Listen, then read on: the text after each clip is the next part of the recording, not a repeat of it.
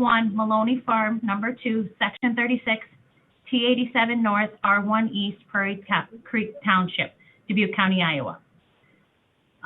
This property is owned by Bruce and Vicki D'Agostino. The zoning in the area includes A1 agricultural to the north, east, south, and west, A2 agricultural to the east, the A2 agricultural residential to the east on zoning case 03-1116 was to allow an existing farm home and outbuildings to be separated from the rest of the farm property for estate purposes and for her son to obtain a new lot with a house and buildings as his residence. There are no previous rezoning cases attached to this property. There are no special use permits attached to this property. 10 rezoning notification letters were sent to the property owners, and the city of Bernard was notified. Comprehensive Plan, Chapter 9, Agricultural and Natural Resources, page 134, Objective 3.1, and Chapter 8, Housing, page 122, Objective 12.7 may apply to this case. Okay, thank you, Angie. Any questions for Angie? Would entertain a motion to open the public hearing. So moved. Motion made, and I will second to open the public hearing. All in favor signify by saying aye. Aye. Aye. We are in public hearing for case ZC number 05-10-20. And we'll open up, if you want to speak, raise your hand on Zoom, and we will allow you to speak on this.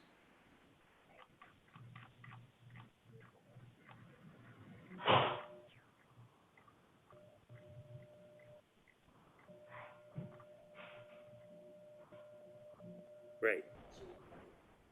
Dave, Randy Renison has his hand up, and I've unmuted him. Okay, go ahead, Randy. Oh, no, I'm good. I accidentally missed the Okay. button. And it does now, Dave, look like Tammy's available too if there's any further questions for her. Okay. Tammy, anything? Oh, okay. Apparently Tammy's having technical issues, so. Okay. Yeah, otherwise, if there's any further questions for me, I have the file with me that I can help you guys out. Okay, and then do we know is there anyone else to speak? Any of the property owners, or do they have a surveyor representative that's going to be speaking? Their surveyor on this plat was Terry Kelker with Beesing. I don't know if anybody else planned on speaking on behalf, but it doesn't look like, according to this registry, it doesn't look like anybody's on right now. Okay, and yeah. All right.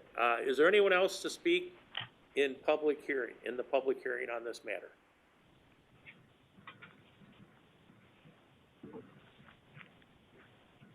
Okay. I would entertain a motion to close the public hearing.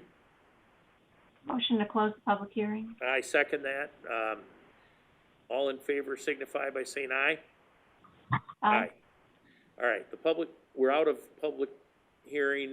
This was unanimously approved by the zoning board, and in the chat, Tammy has recommended it be approved, and we've already heard from Angie, who has ably filled in for Tammy, and so is there any other discussion, Supervisor McDonough? No, this was before the zoning commission. It's reflected in their minutes of May 19th that it was unanimous, and I think it's worth noting that there were questions of the landowners. So it looks as though our citizen committee has. Ann, I'm sorry, I'm wasn't not hearing you at all. It's just really soft. I don't.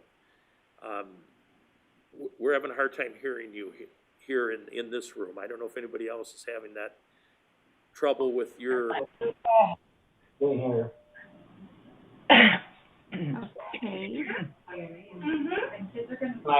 No one's ever asked me to be louder. Well, and it could be that maybe the volume is turned down here in the boardroom. Ed Raber, do you need me to be louder? Okay, that's better. You know, honestly, you are a bit softer than I usual. won't be I've been- timid. Yes. All I was Okay. saying was that it's the minutes that we have in our board packet from May 19th indicate that there were questions brought by our zoning commissioners. They asked questions they had questions of the landowner. So I am certainly at this time, unless there's anything you want to add, I'd make a motion to approve the rezoning. I second it. All in favor signify by saying aye. Aye. Aye. Carried 2-0. Motion to suspend the requirement that this amendment be considered and voted on for passage at 2 prior meetings. Second. All in favor signify by saying aye. Aye. Aye. Make a motion that the amendment be adopted and that the zoning administrator be directed to enter the appropriate changes on the official zoning map, and that the auditor be directed to arrange for the publication of the amendment and portion of the official zoning map as amended in the official county newspapers as required by law. Okay, I will second that, and then in discussion, and we're, after we approve this one, we'll need to go back and also suspend the requirement that it be considered and voted on for passage at 2 prior meetings. But, we'll do this one first. All in favor signify by saying aye. Aye. Aye. And then I'll make a motion to suspend the requirement that this amendment be considered and voted on for passage at 2 prior meetings. I will second that. Okay, thank you. Any discussion? All in favor signify by saying aye. Aye. Aye. Carried 2-0. Okay, it is approved. Okay, we're moving in on the agenda. Item number 6, approval of plats. We do have a resolution approving the final plat, Maloney Farm number 3. And I believe we'll be going to Angie Steffens for an explanation and the memo on this plat. Yes. I can do that if you're ready now. Yes, go ahead, Angie. All right. This property is known as Maloney Farm number 3 final plat. The property is owned by Bruce and Vicki D'Agostino and is located 1.97 miles southeast of the city of Bernard along Maloney Road, with a total of 75.641 acres surveyed. The property is zoned A1 agricultural with a pending zoning case 05-1020, requesting to rezone 2.605 acres to A2 agricultural residential. The purpose of the plat is to separate the current home from the remaining agricultural property for financing purposes. The survey creates 2 lots. Lot 1 has a total of 36 acres surveyed and will remain in current ownership and agricultural use. Lot 2 has a total of 2.605 acres surveyed with a home and farm buildings and will remain in current ownership and use. Lot 1 and Lot 2 will share an existing residential entrance off of Maloney Road. There are no additions or corrections required for this plat, and there are no liens or mortgages on this property. All signatures are current. This property has been reviewed by myself as plats officer, by Tammy when she reviewed this, and has all the required signatures, and she respectfully recommends approval. So on the last rezoning case, it's not noted on here where the A2 is, but around where the house is on our aerial maps, which are not updated yet, will be where they are having the plat, what is being separated. Okay, and this is, if I'm not mistaken, this is just over 2 acres that are being. Just over? Yeah. Yes, it's a little over the 2 acres to acquire for the lane, as well as they have an existing farm building that they're covering in this that they covered in the rezoning as well. Okay, thank you. You're welcome. Any questions for Angie? If not, a motion to approve the final plat for Maloney Farm number 3 would be in order. So moved. motion to approve the final plat and the resolution. I will second it. Any discussion? All in favor signify by saying aye. Aye. Aye. Carried 2-0. It is approved. Okay, moving on to item number 7 on the agenda, action items. The board may approve, deny, or table any action item. Item A, a resolution regarding appointment of deputies, assistants, and clerks. And we have both our Sunnycrest Manor positions, and we have permanent full-time RN and a permanent part-time food service worker position. Make a motion to approve the resolution. Okay, and I will second that. Is there any discussion? All in favor, excuse me, I'm gonna stop myself. I'm gonna go to Dawn Sherman and ask Dawn to comment on this, our Human Resource Director. Hi, Dave. This is Dawn. Thank you. Obviously, we're very happy to be able to recruit an RN, especially at this time. So both of these were filling vacant positions, so they're not adding any FTE. So I recommend approval. Okay, thank you, Dawn. Any questions for Dawn?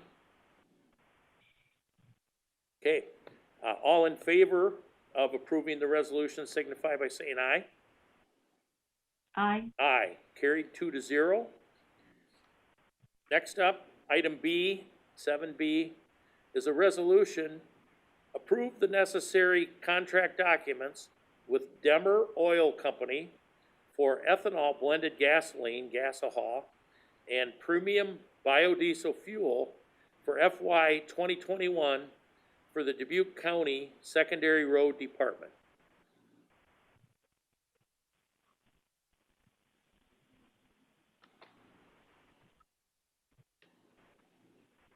We'd be looking for a motion to approve the resolution. And then we'll have discussion. We'll see if Anthony has any comments. Motion to approve the resolution. Now I will second it. In discussion,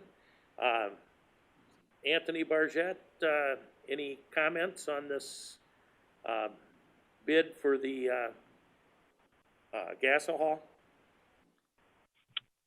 No, I don't really have anything to add. I would recommend it. We've used Dimmer many times, and they do a really good job of supplying our fuel. Okay, thank you. Okay, the motion was made and seconded to approve the resolution. All in favor signify by saying aye. Aye. Aye, carried 2-0. Next up, 7C, resolution approving the second amendment to the child support staffing contract.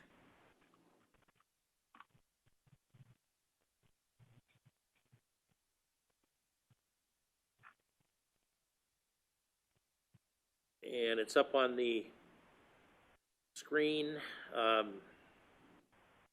Anyone care to comment on this?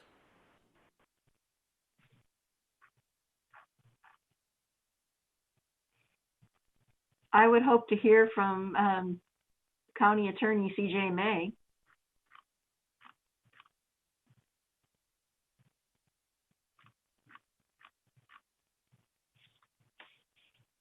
And this is the Child Support Recovery Unit? Yep, this is Dawn. CJ is on another Zoom as well. He's holding two meetings at the same time. So I'm not sure if he's on this call right now. He has reviewed and signed these documents he's signed the amendment approving them. Okay, that's helpful. And did you have specific questions for CJ that we want to hold on this until we get him back on? Yes. Okay, let's, why don't we, I'll ask. Don, do you know what the changes, Don, do you know what the changes are? I mean, it relates to a county attorney position, right? Let me, hi, Ann, let me resume the changes. There were 4 revisions, and so they're on there. We do approve this every year to extend it annually as well. And when I reached out to Matt Utoff, who is our contact person, the one that I said, are there any significant changes? And he said he wouldn't call it significant, but it's the revision number 2 that they have to put that into all their agreements now.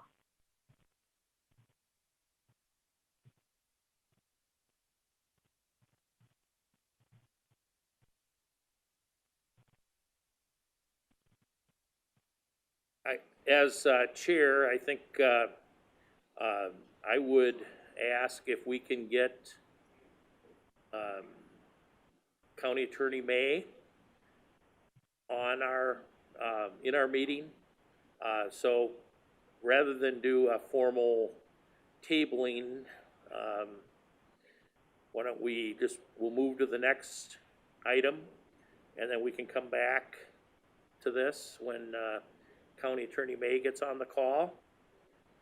And if we need to, if he's in the building, we can send somebody down the hall to notify him. And unless you'd like a formal tabling of this. No, I think this relates to we have an assistant county attorney who holds this position. Okay. I'm gonna ask Mary Hobble, can we not take action on this without tabling and then come back to it, or should we table it? All right, and I would entertain a motion to table this. Now, we may come back to it in a few minutes, but Mary Hobble has advised that we should table it before we just move on, so. Motion to table? And I second that. Motion was made and seconded to table the resolution. All in favor signify by saying aye. Aye. Aye. All right, we'll move to the next resolution, 7D. It's a resolution approving the grant award for the FY21 Iowa Burn Justice Assistance Grant, I think also known as JAG grant, and the amount is it's a grant award in the amount of $63,300, and that's for FY21.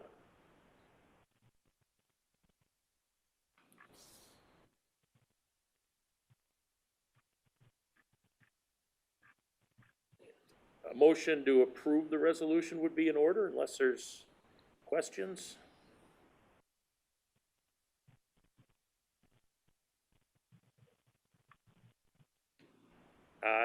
I will make a motion to approve the grant award for the FY21 Iowa Burn Justice Assistance Grant. Is there a second? I'll second it for discussion. Okay. Motion made and seconded. Now we are open for discussion. Right. So this appears to be just the same pro form resolution we pass every year as we get this grant on an annual basis, I think, but it relates to drug control policy, it relates to justice assistance grant, and I'd like to know what it's about. I think we should have a little bit more information to know, in the new day that I think it is with social issues, the little bit of things that I can do is to slow some things down, to facilitate conversation, and to bring in partners if they're needed. So is this that opportunity, I guess is what I'm asking. I think we have some staff input here. I'm going to ask Mary Hobble to jump in. Ann, can you hear me? Yes. Okay. What this is, I talked to Kelly Otting about this because I questioned the dollar amount, and she explained, I said, well, we already did this. And she said, no, what the board had done was approve the grant application itself. and it was for over $148,000. And that's why I questioned the 63,300. She said what this resolution and paperwork is to accept the grant money itself. They had asked for the 148,000, but what they were awarded was the 63,300. So the board has to pass the resolution to accept the grant money. This is not a new grant. This is to accept the money that's been awarded. And there's a match of $21,100, and so I would assume that's coming out of the sheriff's budget? Correct.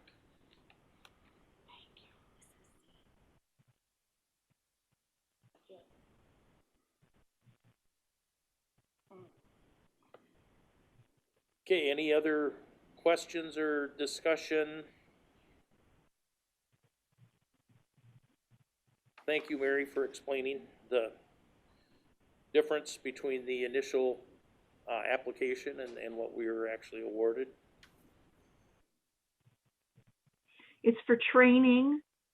I don't know, is it possible for us to have someone explain what it is? I know we applied for it, but that was in a different time.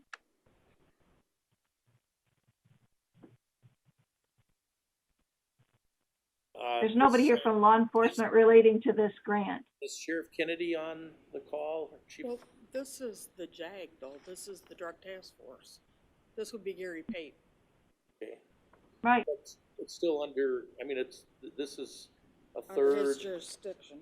A third Sheriff Kennedy, a third CJ May, and 1/3 the city, I believe Mark Dawsing. And are any of those folks on the call? Does anybody know if there's any timing issues related to this that we couldn't? We've already passed the resolution.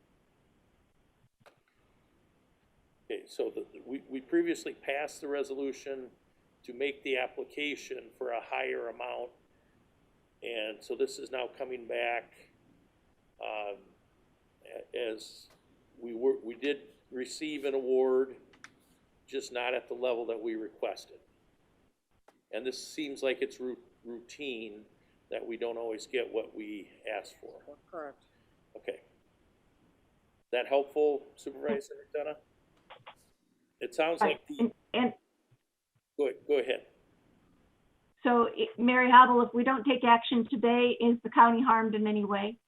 I'm not real sure what the deadline is. Kelly just wanted to make sure that it was on today's agenda. This does make a case for folks have resolutions on here. They should be on the call, on the meeting, in the meeting, to answer questions, and apparently that's not the case. And I don't know if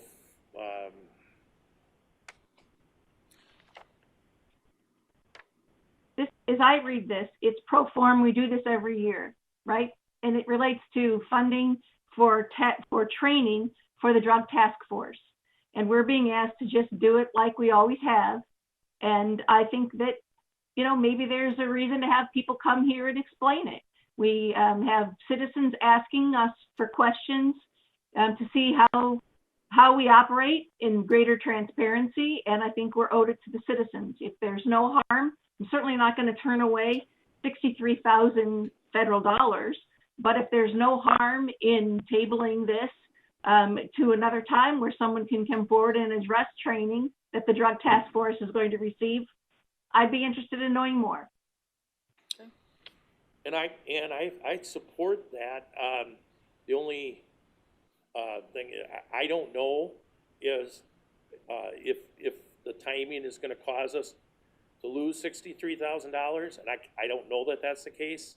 I would say we could err to the side of caution and approve this, and then ask for a work session with the Drug Task Force to have a thorough discussion and have, you know, make sure that questions are answered for the board in regard to the JAG grant.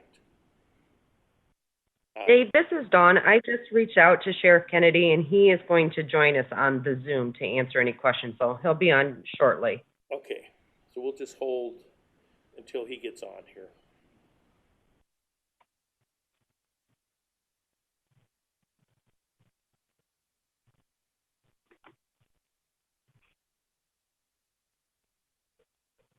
I'm going to listen to the... Oops.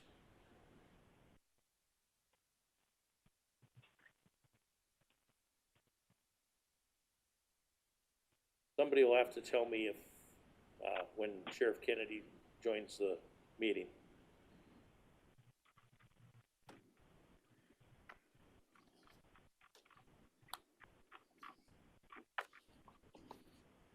And we may want to get County Attorney May on as well for this.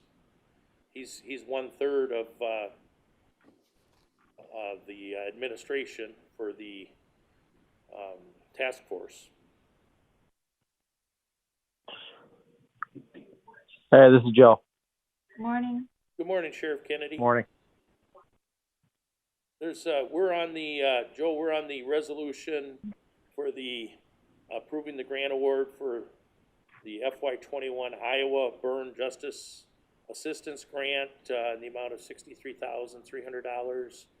And I think Supervisor McDonough has some questions about the use of these funds and perhaps some others. So I'll throw it over to Supervisor McDonough.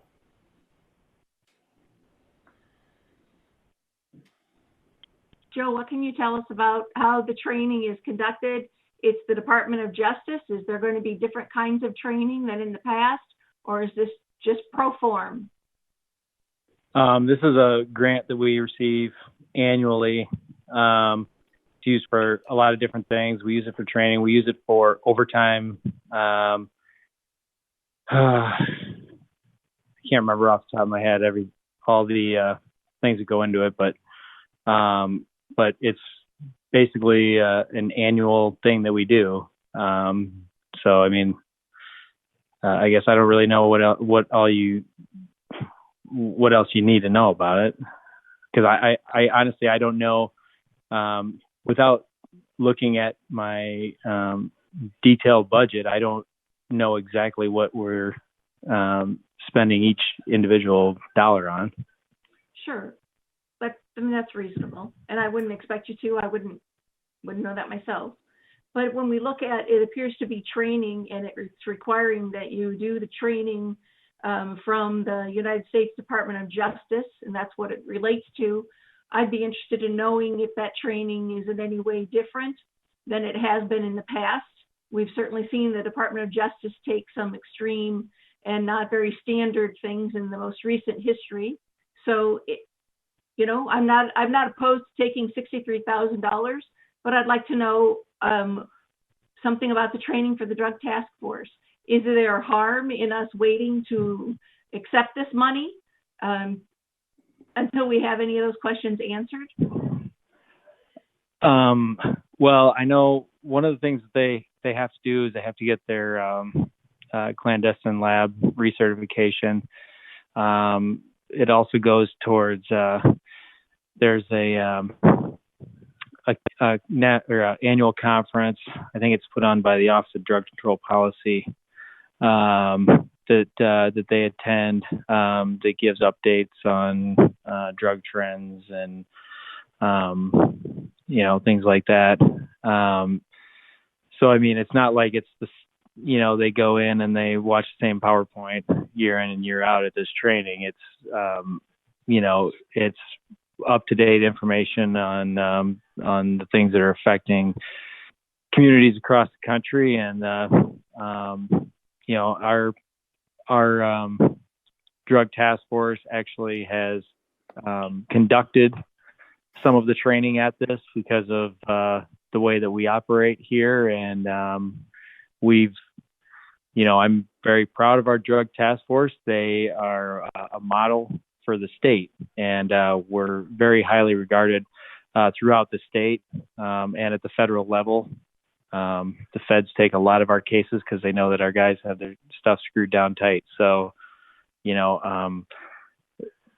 would it hurt to wait? I don't know that it would hurt to wait, but I don't know that there would be any sense in waiting. And do you feel that way even in light of what's been happening in the country and in our community within the last 10 days? No, I don't think that changes anything. Okay. Will we be having some conversation about policies in your department generally as they relate to individuals who are of minority faith? I guess that's up to you. Anytime that anybody wants to look at our policy manual, they're more than welcome to. Our department spent about $10,000 4 or 5 years ago having Van Meter and Associates out of Ohio help us come up with this document. It's about 600 pages long, so it's pretty all-encompassing. Anytime anybody wants to read it, I'll be more than happy to send it over to you. Sure, but maybe you could, we won't do this today, but there might be parts of that could be highlighted and shared with the community that relate to anything that deals with race relations. Well, in the spirit of transparency, anybody that wants a copy of our policy manual is welcome to have it. We're not hiding anything. They can look through it and, pick out whatever parts they want to talk about, and we'll be more than happy to discuss them with them. Sheriff Kennedy, Thank you, Joe. Dave Baker, I'm prepared to support the resolution, but if in kind of following up on Supervisor McDonough's question, if the supervisors request a work session to discuss social issues, including issues involving race, you wouldn't be opposed to having a discussion about that with us, would you? No, I wouldn't. If you guys want to discuss it, that's fine. But I think if you look at the statistics from the sheriff's department side, our statistics show that we are doing things the way we're supposed to be doing them. And, every time we do a traffic stop or one of our people stops a vehicle on the roadway, they're required to do a racial profiling form. We've been doing that since 2014. And the county population, African-American population, is about 4%. And our racial profiling sheets run about 6 to 7% African-Americans, which I think when you're talking 2 to 3% margin of error, I'd say that that's well within what a normal standard would be expected. So, if you guys, I'll sit down and talk to you about it.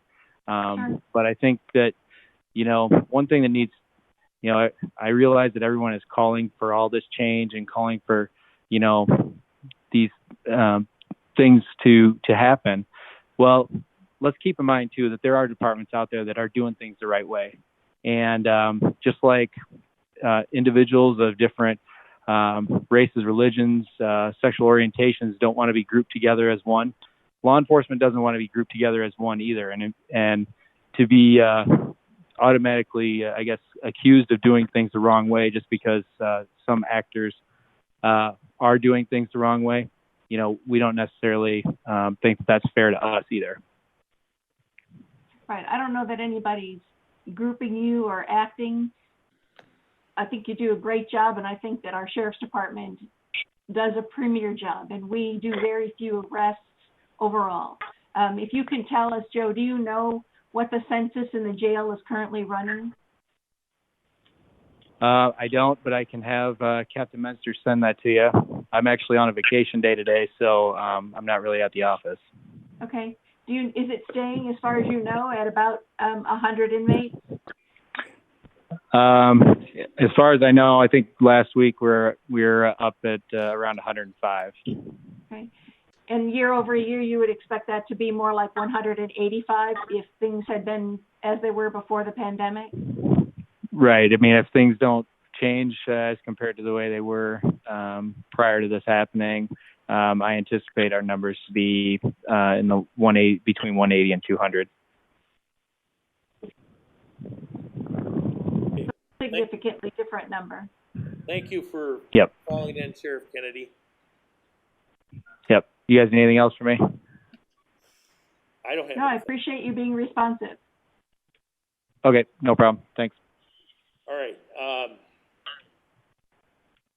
Back to the resolution then.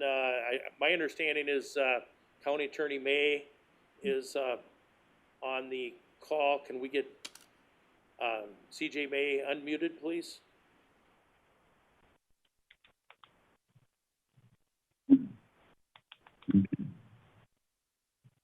I think I'm unmuted now, Okay, correct? I can hear you, CJ. CJ, we're on having a discussion on item 7D, which is a resolution to approve the grant award for the FY21 Iowa Burn Justice Assistance Grant. I don't know, Ann, if you have any questions specifically for CJ? Well, I mean, I think that this is just the first opportunity to talk about equity lens and to look at if we're going to be convening anything or making any conversation happen. This relates to federal dollars that the Sheriff's Department and the Drug Task Force are going to be receiving for training through the Justice Department. And, you know, there's no reason to turn back $63,000 from the Justice Department. We rely on it every year to close our budget. It's needed for the sheriff to bring his budget together. So I'm not interested in standing in the way of that, but I do think it raises a question that it shouldn't be pro form. We shouldn't just be going on forward and as if it's all okay and it's not reason to pause and give consideration. So is there anything that you have concern about with the Drug Task Force receiving training from the Justice Department in the environment that we now live in? Supervisor McDonough, no, I don't. I don't think this grant is specifically that they get training from the Department of Justice. You know, what we could do as a suggestion here is there's a young lady, Kelly Otting, the chief administrator at the Drug Task Force, and she's the one that puts this together, sends it to me, and she would definitely be able to tell you exactly where these funds are used. That would be a suggestion I would have. But in general, as Sheriff Kennedy indicated, I think the drug, I mean, they do great work. They, you know, in those cases, whether they come here or, you know, have our cases processed here, or like Joe mentioned, if they're sent to the United States Attorney's Office. I know that in my many conversations with the current U.S. Attorney, Pete Deegan, he's given great accolades to our Drug Task Force, the work they do, and that when the cases get there, they're very successful. So in that way, I think it's all in good shape. Let me just look at something. Kelly might have just sent me.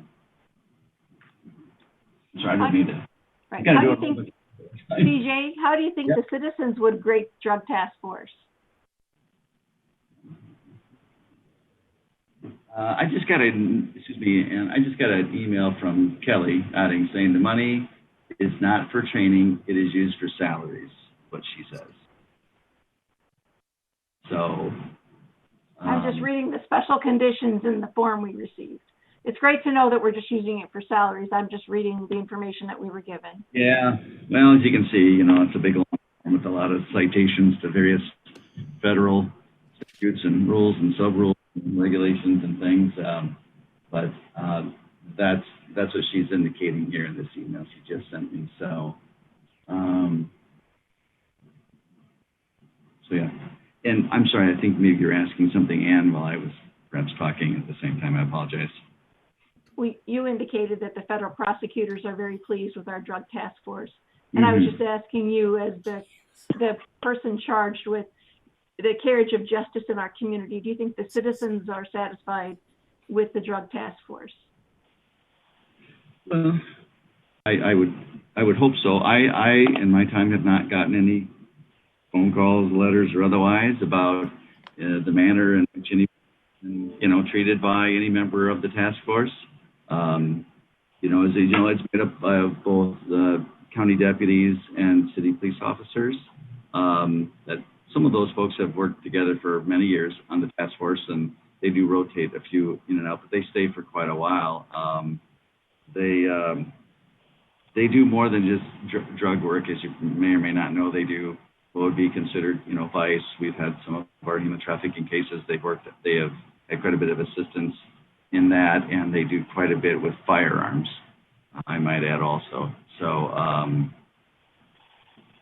I think, their collective expertise and experience really brings a lot to the table. And I do think that they've done a good job. Like I say, I haven't had any complaints or concerns, or I haven't seen anything that caused me any concern.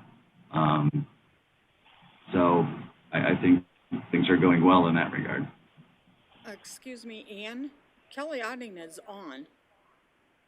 She has joined our Zoom meeting. Okay, as chair, why don't we unmute Kelly Otting and let her help to answer questions. Kelly, can you hear us? Hi, can you hear me? I'm in my car. Can you hear me okay? Yes, we can. Very clear. Good. And do you want to ask Kelly any additional questions? I mean, I guess you're the third person to just try to answer the question. I'm attempting to have this not be just pro form, that if there's opportunity for us to have discussion about training that's coming from the Justice Department to our drug task force, do we want to take time to examine it? The world's changed significantly in law enforcement. I'm hoping at the local level that, not that we need to make great change, but it's a new day. So how this says that the funding will be used as a special condition for training as delivered by the U.S. Justice Department. And I'm wondering, one, I'm not sure everyone's all that excited about the U.S. Justice Department today, as they might have been before, but C.J. Mays explaining this money is actually used for salaries. That's correct. So when we apply, we have to outline exactly what we're requesting money for. And in the past, the Drug Task Force, when Burn Jag funds were flush, which they no longer are, we were paid they gave us money for training for the county attorney's office and benefits and things like that. And now, because funds have been cut so much, we only are asking for money for salary because that's the only money they're giving out. So our specific grant application requested funds for salary and benefits, and we were only awarded salary. So everybody who receives the award, and we designate one officer from the city to be the recipient and one from the county, they have to do a training every few years through the Department of Justice. It's an online training. I don't have the details in front of me on what it is, but that might be the training that they're alluding to. But these specific funds do not go towards training. They go towards salary. Thank you. You're welcome. Thank you, Kelly. Yeah, you're welcome. If you have any other questions? Just one other item, just in the future when we have an item, and this not just for you, but for everyone who's listening. If you have something on our agenda, let's try to anticipate that questions may come up and have someone at least available to answer questions. And I'm glad you were able to jump on today. Thank you. Yep, thank you. Okay. The motion to approve the resolution was made and seconded. We were in discussion. I think we have had considerable discussion on this. So all in favor of approving the resolution in 7D signify by saying aye. Aye. Aye. Carried 2-0.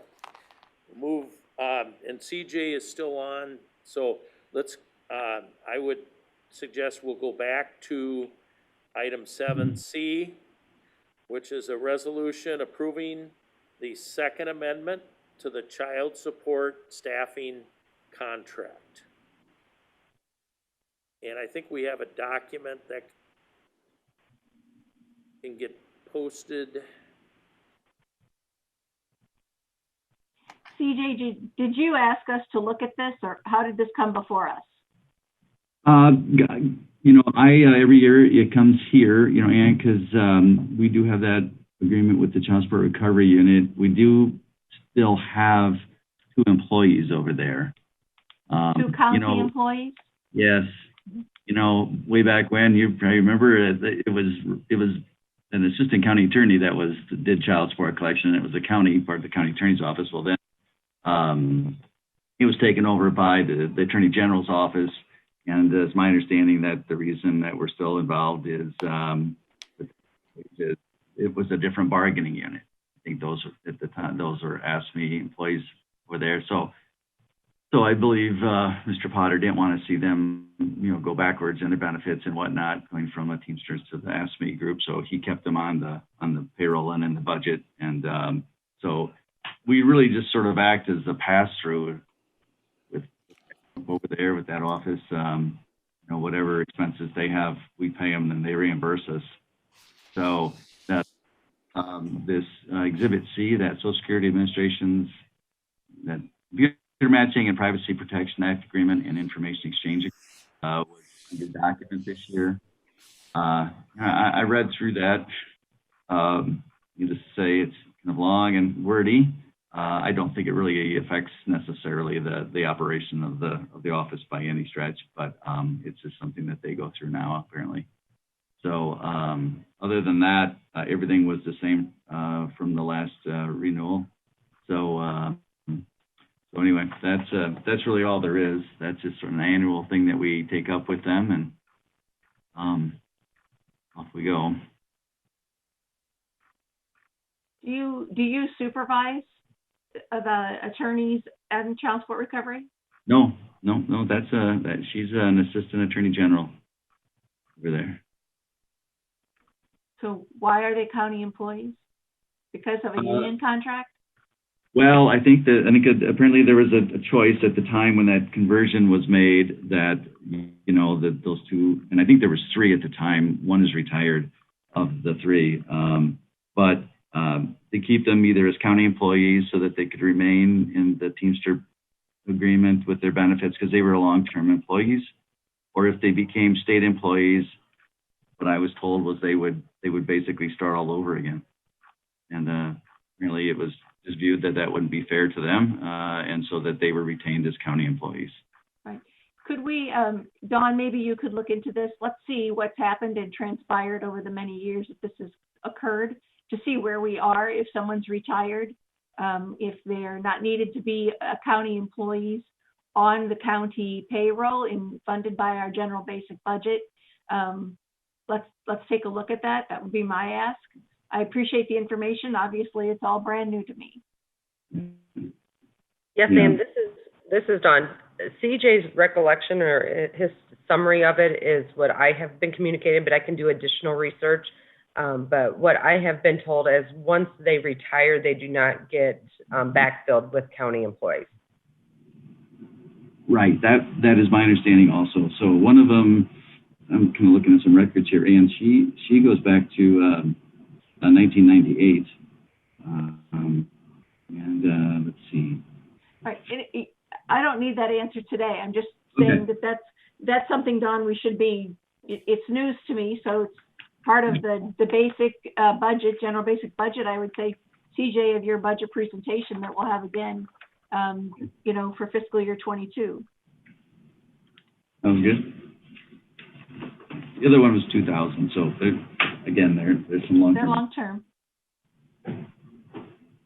Okay, thank you, CJ and Dawn. So we have In 7C, the resolution approving the second amendment to the child support staffing contract. Is there a motion to approve? Motion to approve. And I will second that. Any further discussion? All in favor signify by saying aye. Aye. Aye, carried 2-0.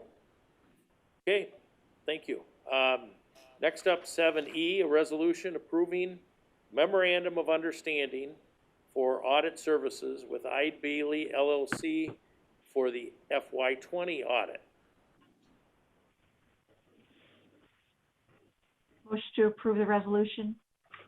Okay, motion made, and I will second to approve the resolution. And any discussion? All in favor signify by saying aye. Aye. Aye. Carried 2-0. All right, next up, item 8, we have it's communications. Correspondence that the board will receive and file without taking action. Item 8A, Manure Management Plan Annual Updates, and we have 4. Knuth Home Farm, number 64600. Item 2, Scott Steffensmeyer, number 71267. Item 3, Demmer Family Farms LLC, number 66731. And number 4, Q's Piggy Bank Pork LLC, number 69001. And this is a motion to receive and file. Correct. Right. Motion to receive and file. Okay, and I will second that. It's open for discussion. All in favor signify by saying aye. Aye. Aye. Carried 2-0. Okay, appointments. Item number 9 on the agenda. 9A, we have appointment for the Greater Dubuque Development Corporation Board of Directors. Seems appropriate for today, being it's Rick Dickinson Day. Well, it's also been a day where nothing's been easy. So, Dave, can you tell me, in your understanding of Jackie Ray, I know her and appreciate what she does, but also her role with Greater Dubuque Development Corporation. If she does not serve as our appointee, does she continue to have a relationship with the individuals on the Greater Dubuque Development Corporation? I would assume that she would be an interested party, but she has served in that capacity and is willing to continue to do so. Right, but conversations that I've been having is that if we have chance to appoint someone to Greater Dubuque Development Corporation who might have a new perspective and might be a new person, that might be appropriate. So I'd like to explore if we have any other candidates.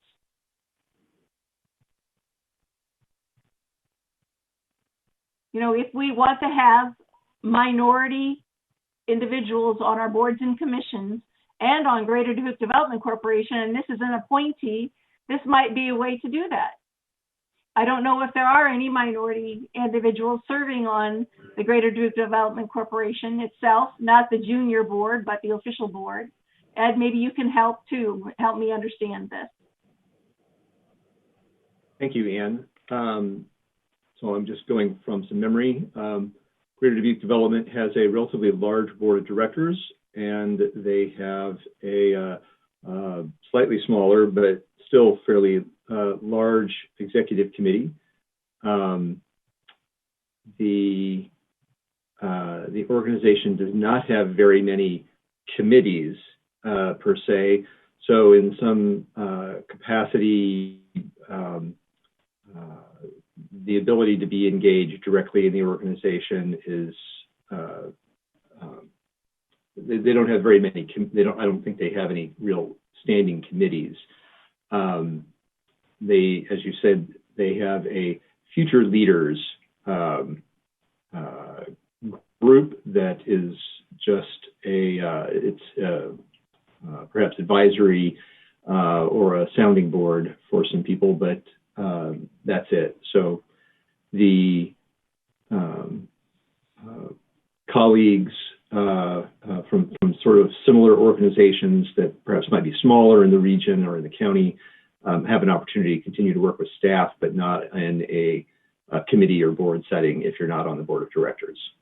So this would be a way for us to appoint someone to add some diversity. And in Dubuque in 2020, I'm not talking about a woman.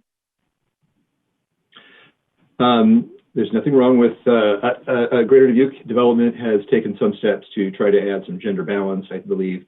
But yes, so that would be an opportunity if that's what you wanted to do. And I actually am a bit unfamiliar with the process that the county has used in the past to fill vacant, its own vacant board and commission spots. If you would like to use that same sort of process, if you have one. Most recently, I've had an opportunity to talk briefly last week with Tammy Henry about that because there was some new state law that rendered several of her commission members ineligible to serve. And so she and I have talked about a strategy for allowing the public to be aware of that and to submit their names for consideration by the Board of Supervisors for appointment. So if you wanted to do that, I would be happy to help the board do that. Dawn, do you know how Jackie's name came up to us? Is it just because she's always done this? Karen from the GDDC just reached out to ask if there was a reappointment, and I believe, Ed, you were in touch with Jackie just to see if she had interest to be reappointed. Yes. Someone in her role, Jackie's role, I think has been one of the county supervisors' appointees to Greater Dubuque Development for a number of years that I think even goes back before Jackie being in that position. And I think actually after that, an individual that previously was the director of the organization Jackie runs had left that position. She continued to be appointed for a while. And then in the last few years, Jackie Ray was the appointee because of her role with Dyersville Area Economic Development. Sure. But I guess my point is that this is an appointee. This is something that we get to do as supervisors. Yes. And so I guess I'm asking that I don't intend to take action today. I don't see any harm to the county in doing it at this time. And looking to see if we can find another candidate that adds diversity to the Greater Dubuque Development Corporation and also is an appointee and reports back to the Board of Supervisors. Do you have I can take care of that with Dawn off after this meeting here. Correct. After the meeting, we can discuss this. Right. Mm-hmm. Thank you. I can add a little clarity to this or a little background. This came up because our appointment year, we do our assignments and appointments by the calendar year. For example, the supervisors, we at our business meeting, the first business day of each year, discuss and do our committee assignments and appointments. So the question came up, GDDC, their year starts on July 1 for appointment purposes. So we were asked if myself as chair and Jackie Ray would both be interested in continuing to serve on the board. And I was able to inform Karen Kleesner that we took that action in January for myself to be the representative to the board, and that we would need to check with Jackie. So that's the extent, and that's where it came from. So Ann, if you would like, in the past, if we've had applications and any supervisor can ask, for a little more time and table it. I don't think it's the end of the world if we table this to another meeting and give some reasonable amount of time to expand the recruiting process. I was ready to support Jackie's application, but I understand, and there have been times where I have been the one asking for additional time. So I think with two of us, certainly would honor that, and so I guess I would say at this time, maybe a motion to table this, and if then we can see how many applications, additional applications we might get. So. Make a motion to table for 30 days. Okay. The motion to table for 30 days, I will second that. Is there any other discussion? All in favor signify by saying aye. Aye. Aye. Carried, 2-0.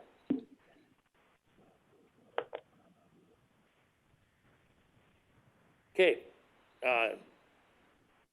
Then under 9B, open vacancies, again, on there is zoning board, and I believe there'll be zoning board of adjustment, and they just, I guess kind of out of the blue, passed a new state law that zoning board members cannot reside in an incorporated area or city or town, and that has kind of turned our zoning board and zoning board of adjustment upside down to the point where we have to have 100% attendance right now to have a quorum, so we really do need to start looking at, and so for those of you who may be interested, please apply to serve on any one of our boards and commissions that are open. You can do that. The form is available on the Dubuque County website. Dawn Sherman, would you care to expand on how people can apply, and can it be done online? Well, if I could just for a minute, Dawn, what I'm interested in is having you discuss how can we make this process work? Are you willing to take that on so that we can start eliminating some of these vacancies? We have Equal Opportunity Committee, 11 vacancies. That's been that case. We had Mikhail Jackson join that commission, one person. But we have opportunities, and that was point of discussion about how can citizens become involved. It strikes me that the way we do it right now it's certainly not effective if you look at the numbers of vacancies that we have. So would you be interested in maybe shifting the committees and commissions vacancies to a higher priority, and we could use that as a way to begin to see what our outreach is to the community at large, including all populations? Hi, Ann. Thank you. No, I agree. We have taken a very passive approach to filling these. As I look at it now, with these openings and the times we're in, work with I-Team to do some type of press release, but also reach out individually to the organizations, let them know what opportunities we do have. Again, take a more aggressive approach and not just be passive and hope that they see it on our website. That's not effective. So yes, I will happily take this on as a higher priority. Thank you. Okay. Thank you, Ann and Dawn. And with that, we'll go to next item on the agenda, which is personnel requisitions. And I will go to, the first one is permanent part-time clerk for the treasurer's office. Dawn Sherman, do you have any input on this position? And then we also have, Yes, I do. go ahead. So this is filling a part-time position that just recently became vacant. This one is really only about 6 days a week. A lot of it is filling in for vacations. So he likes to have the flexibility in his scheduling. Dawn, is it 6 hours a week? Is it about 6 hours a week? I heard you say 6 days, but it's about 6 hours a week? Sorry, no, it's about 6 days per month. Okay, per month. They fill in. Make a motion to approve the personnel requisition. Okay, motion is made, and I will second it to approve the permanent part-time clerk personnel requisition for the treasurer's office. Dave, could I just have a point of discussion? I just want to, this is our only opportunity. The only opportunity we have to talk to each other about any issues like this. Sure. So I did talk to Eric Stearman, and who's our treasurer, and to John Murphy, the auditor, to see, it doesn't necessarily relate to this position, but to see if we could be cross-training, sharing training purposes for the individuals who rotate through Dyersville location. If we could make some recorder services available there in a more robust manner to provide some better customer service. And they both were agreeable to putting their heads together to looking at that over time. So I think that might be something we can do to provide some better customer service there. They could take, the treasurer's individual could take DNR payment.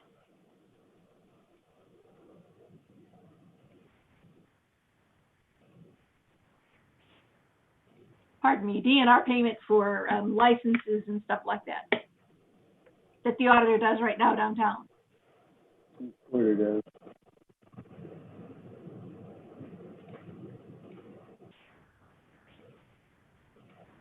Okay, is there any comments, discussion? Is Denise trying to, I thought I saw her.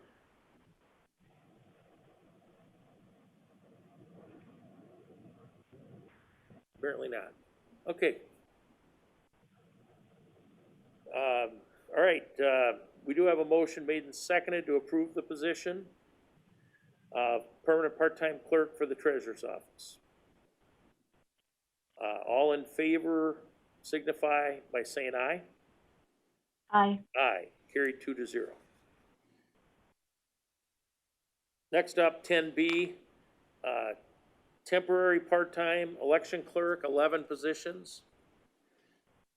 This is maybe where either Denise or Jenny Hillary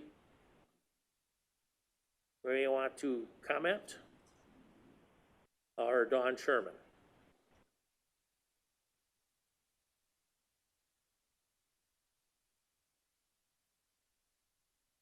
Okay, I'm hearing none, so. Sorry, I was muted.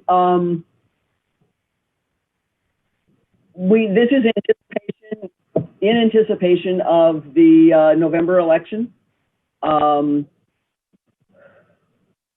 We normally hire additional people for every election. This obviously is an increase to that because of the large volume that we are anticipating seeing participate in the presidential election.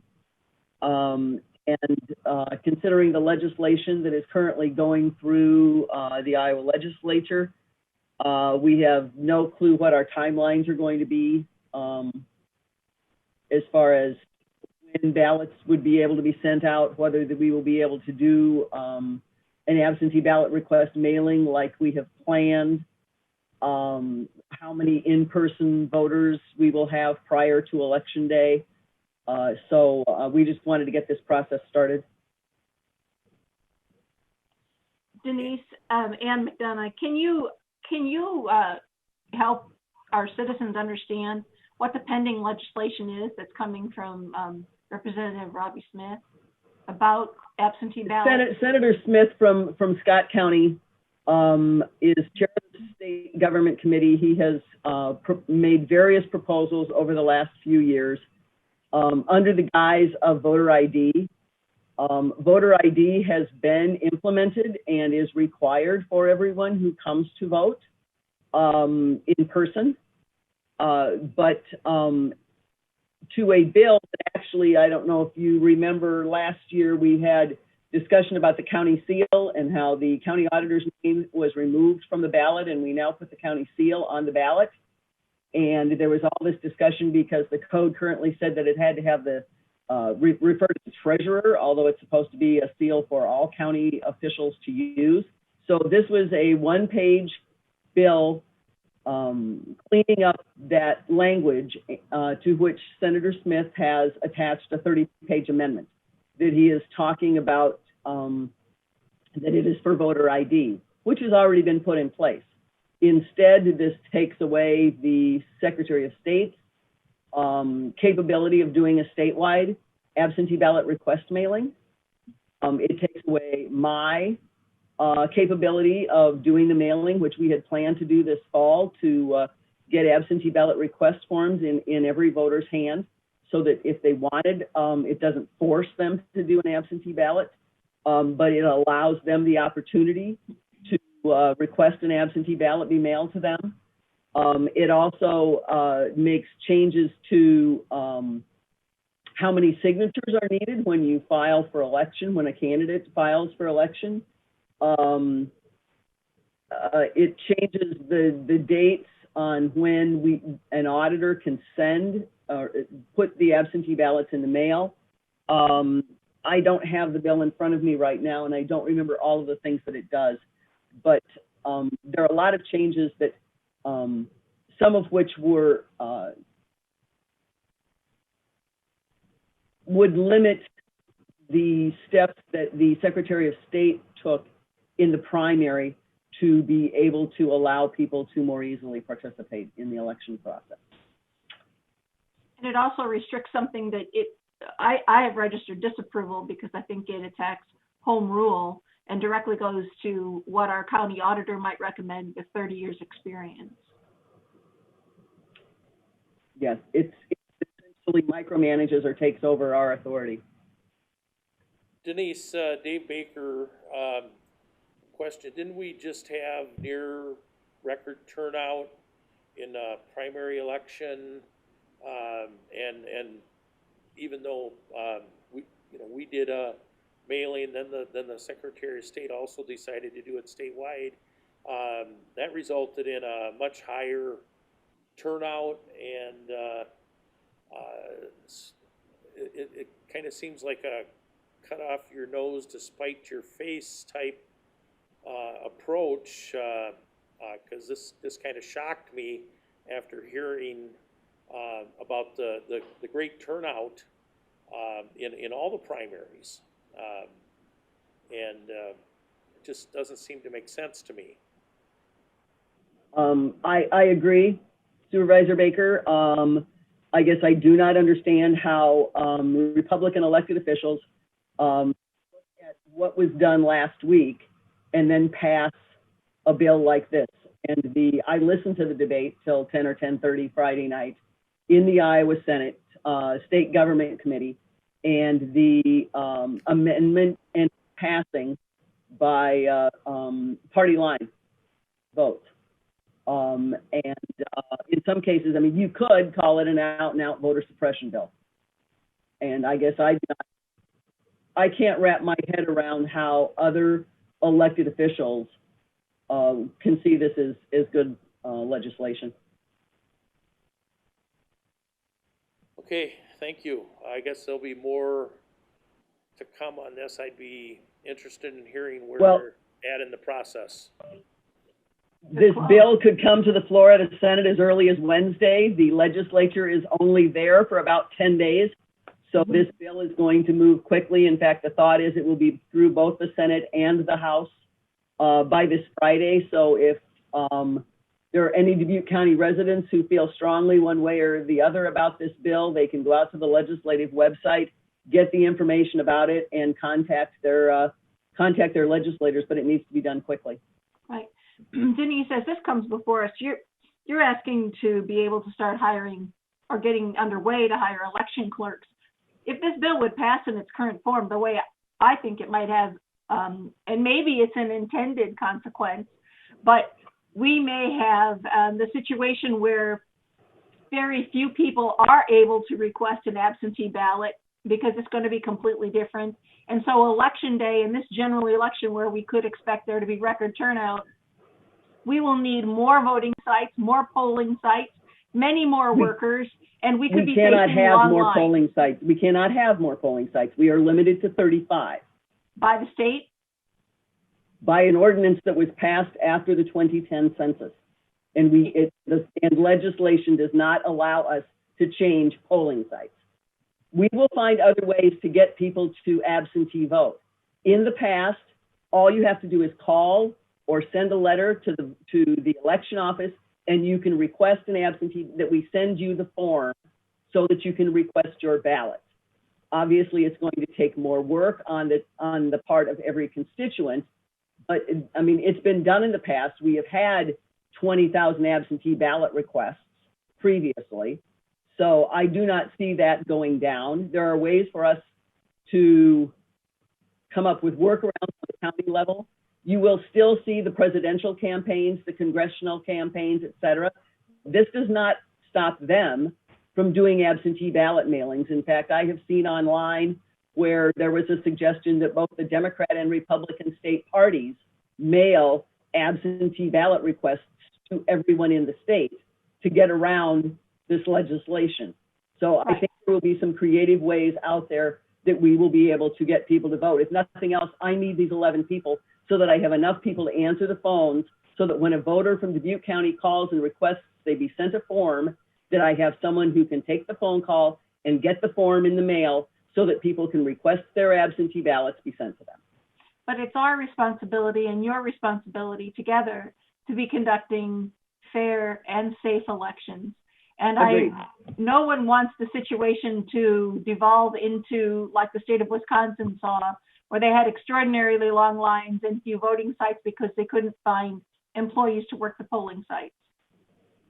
I foresee working with the media, particularly the print media, asking them to print absentee ballot request forms in the newspapers, in the advertiser, et cetera, to get in people's hands. There are various ways we can get the forms out there so that people can request those ballots. And agreed, we will, to be able to limit the turnout at the polls, like we were able to do in the primary, we are going to have a massive absentee voter turnout. Right.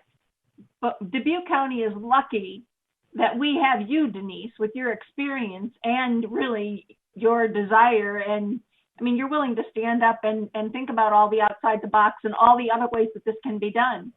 I'm not the only auditor in the state that is doing this, and we're all sharing ideas that we've got to be accomplished. But next year, Dubuque County is going to have a brand new auditor.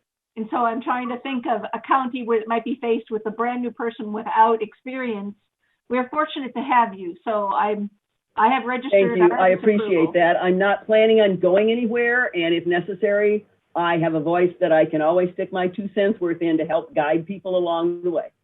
Thank you.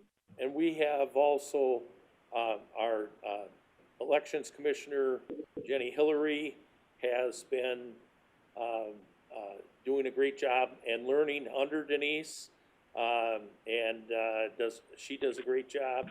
She happens to be here in the room with me, listening in, but even if she wasn't, I would have noted her efforts in our elections. And Denise, it's again a part of your legacy are the people that you have brought in to your office, and Jenny Hillary is among those. And I think we're in good shape. I'm still scratching my head over this voter suppression stuff that is being brought up, legislation that's being brought up, when we just came off a record-setting primary election, Democrat and Republican, that was conducted mostly by absentee or early voting. It doesn't make sense.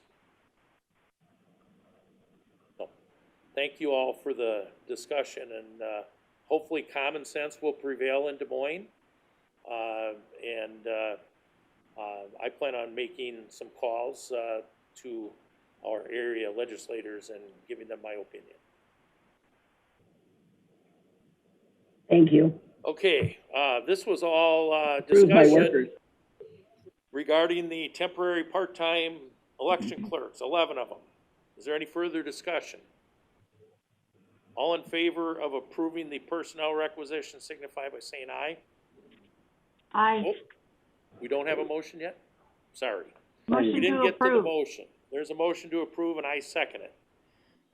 All in favor signify by saying aye. Aye. Aye. Carried 2-0. Okay, thank you, Mary, for that. All right. Any tabled or pending items? We took care of the one that we had, I believe. Public comments at this time. Anyone may address the board on matters of which are of concern to that person and which are not agenda items.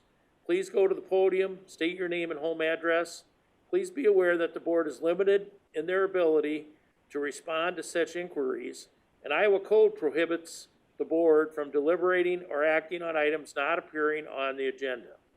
So in this case, if you would like to speak on items not on the agenda, you can raise your hand on Zoom, and somebody will have to let me know if we have anyone that would like to speak, and I'll give an appropriate amount of time here to see if that happens.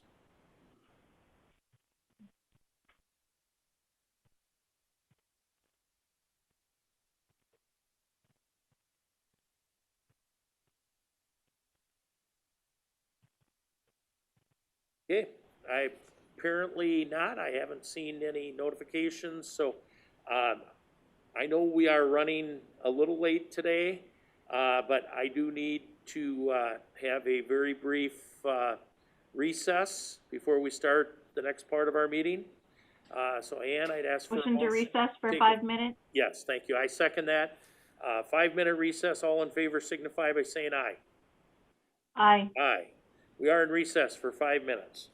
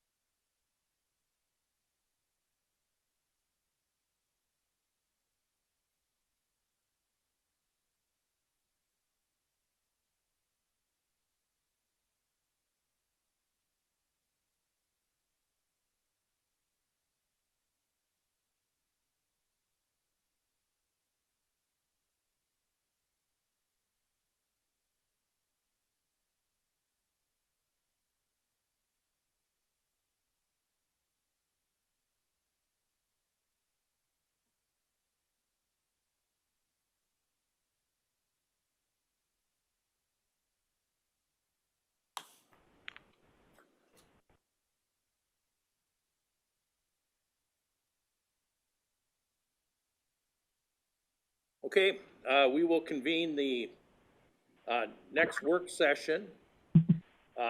And we are running late, but that does happen. So this is our work session to discuss COVID-related issues.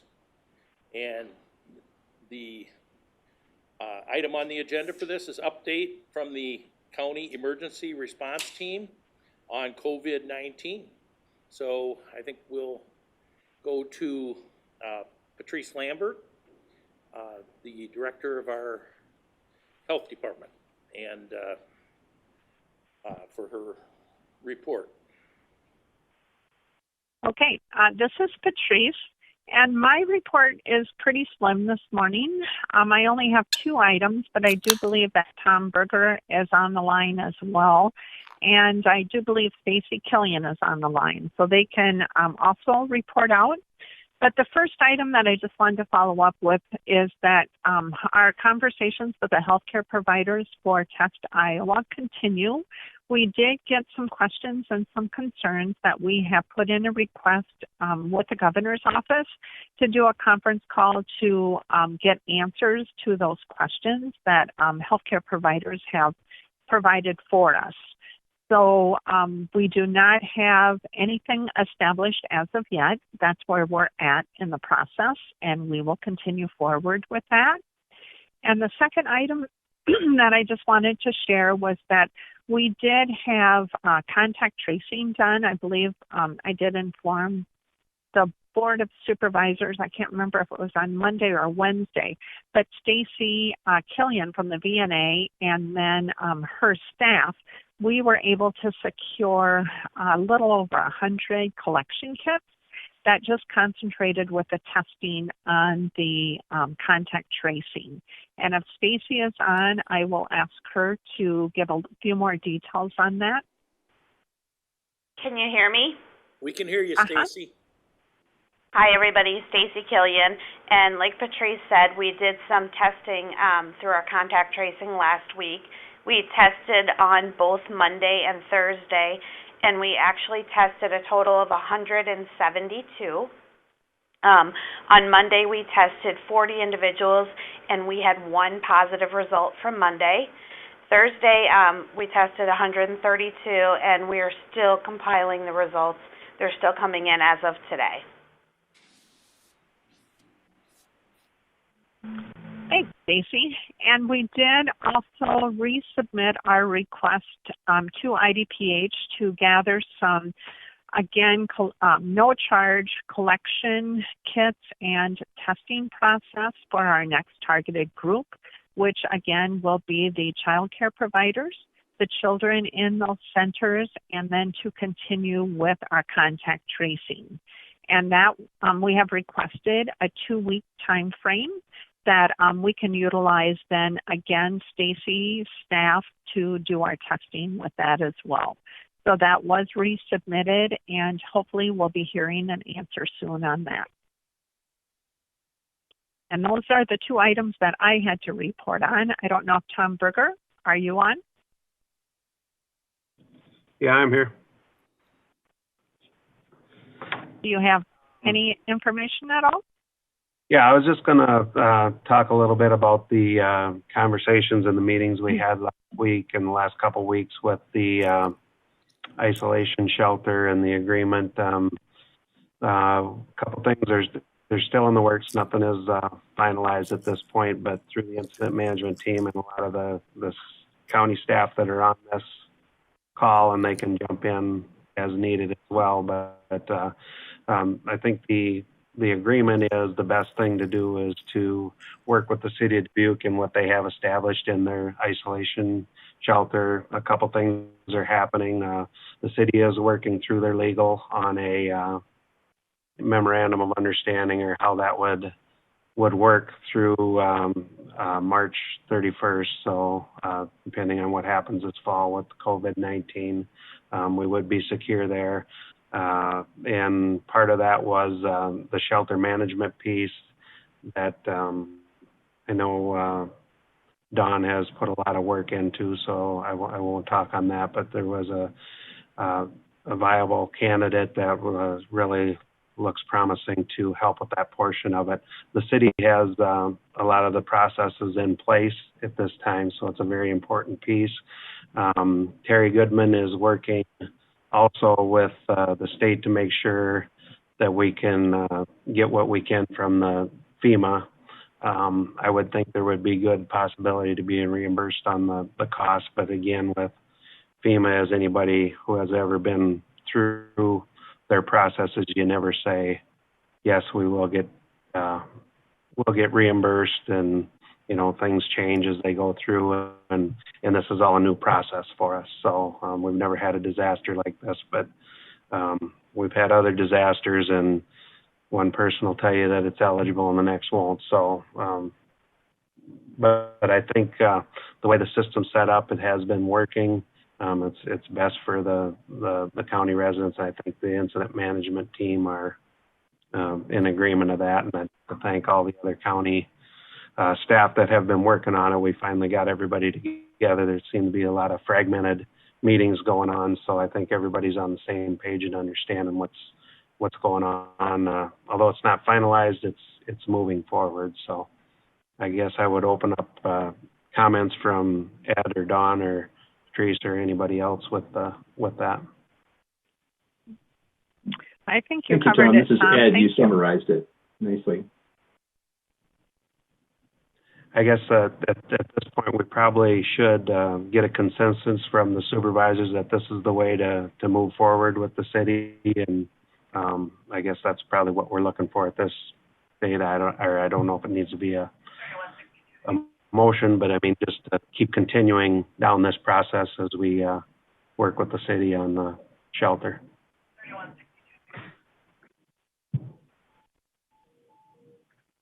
I guess, Dave, does that make sense?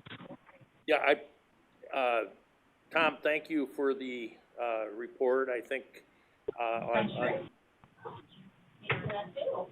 I hear. Is there some background? Find out. What she do? Oh. Somebody needs to mute their phone. I can't tell who it is, but I took care of it. Dave. Thank you.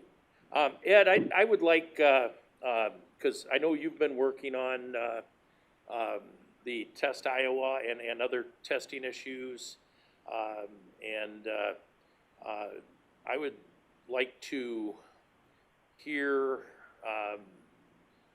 from you. I think on the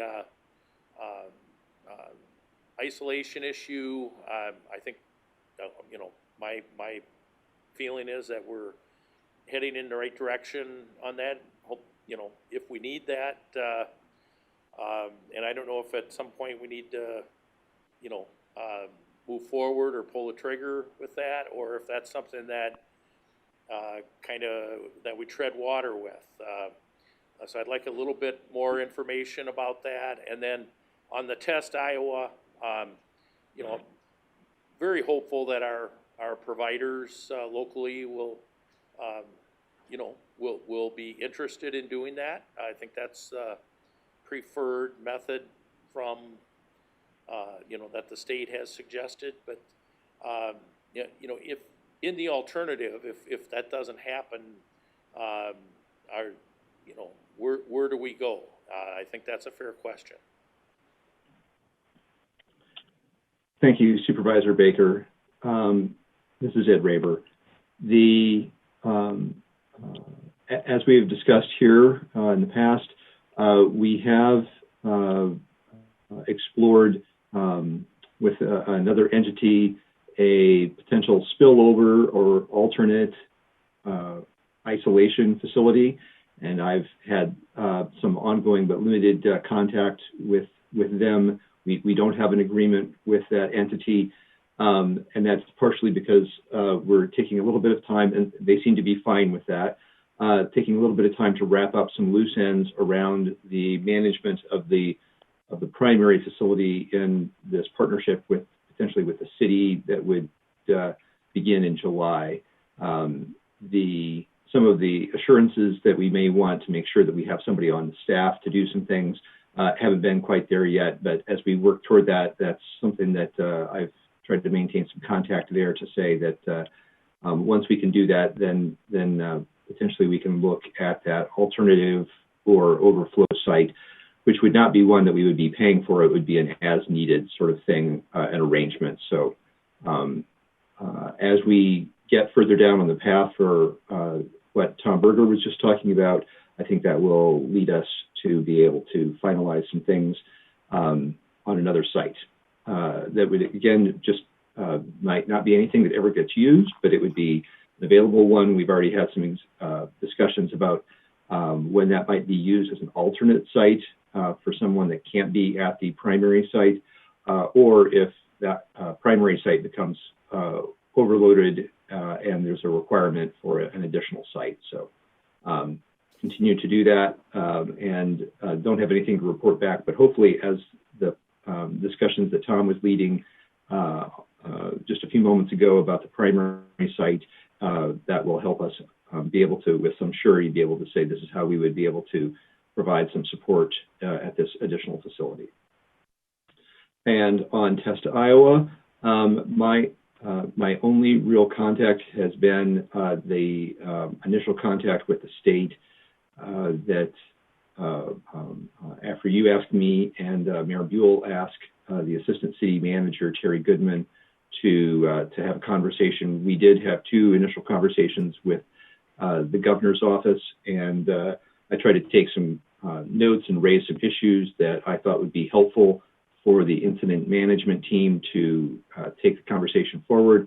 And I am not involved right now. I'll do whatever you ask me to do, but right now, the end of last week into this week, it's just been the incident management team. So any other actions that you'd like me to take, I will do that. And as far as a background, a backup, certainly I've been thinking a lot about that and trying to figure out how those things fit together, just as I think the leaders of the incident management team have. We have not met recently about that. So I'm hopeful that they will be successful in partnering with one of our providers, or if there is another course of action, should that not work out exactly, if you would ask me, I would jump on that. Thank you, Ed. I'm going to go back to Patrice, Stacy, and or Tom. Mayor Buell and I had asked that Ed Raber and Terry Goodman, Assistant City Manager, be in the lead on this. So I'm a little concerned that you're not, that they're not being involved at this point. So can somebody speak to that? And I would like a progress report on the Sure, test I can. This is Patrice. Yep, this is Patrice. We have, with the incident management team, we have early on decided that we had to divide and conquer with all of our task forces. So with this task force, we already have established one of our members, Mary Rose Corrigan, who is in contact with the CEOs of all of our healthcare providers with our testing site.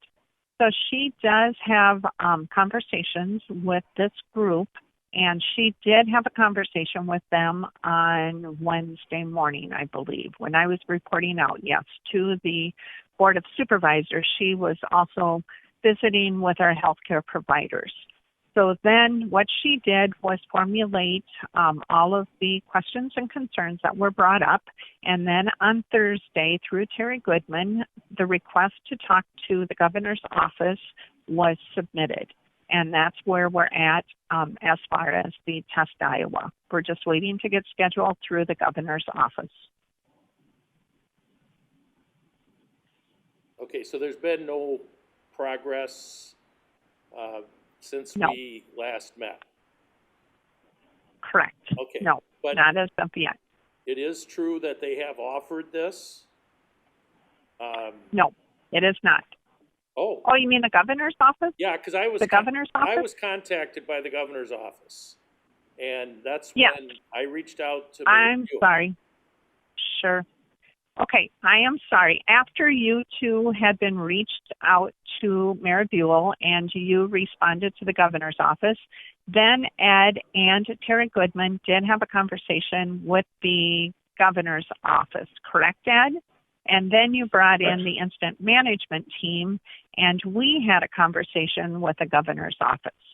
So from that, then Mary Rose Corrigan did meet with our health care providers on Wednesday to gather any questions or any concerns.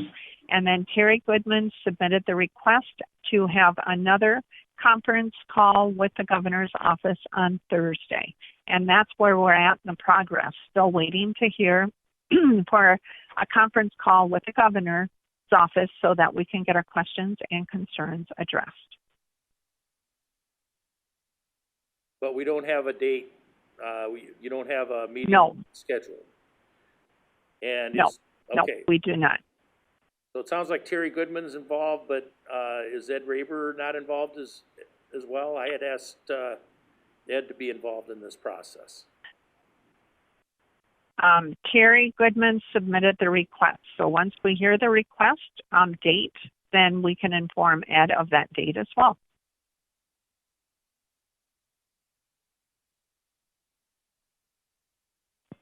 All right.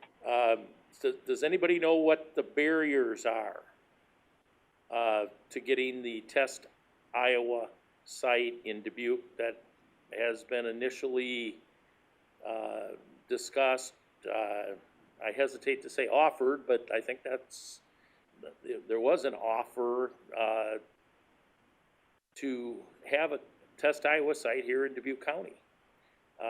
So what are the barriers that we're seeing? The ones that have been brought to our attention globally are the cost, because they would be pulling their staff, and we will be asking some specific questions about reimbursement from the state if they can help with any of that cost as well. And then just the size of the facilities, because this is a new concept. And then I know that even some concerns such as the hours, the time frame, the length of it, would it be a 3-week time frame versus a 1 week? Could it be a weekend, or are we set for an 8 to 5 type of a setup?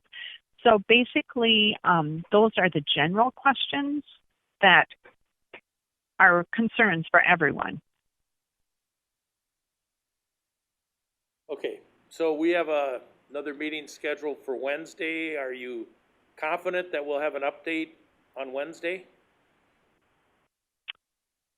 If the governor's office follows through with a conference call, yes. Okay.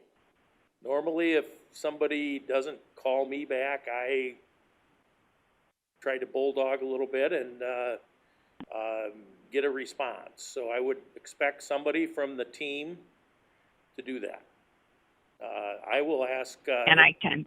Yeah, I'm going to ask Ed Raber. Okay, no, that's fine. To get a hold of Terry Goodman and continue with this. I think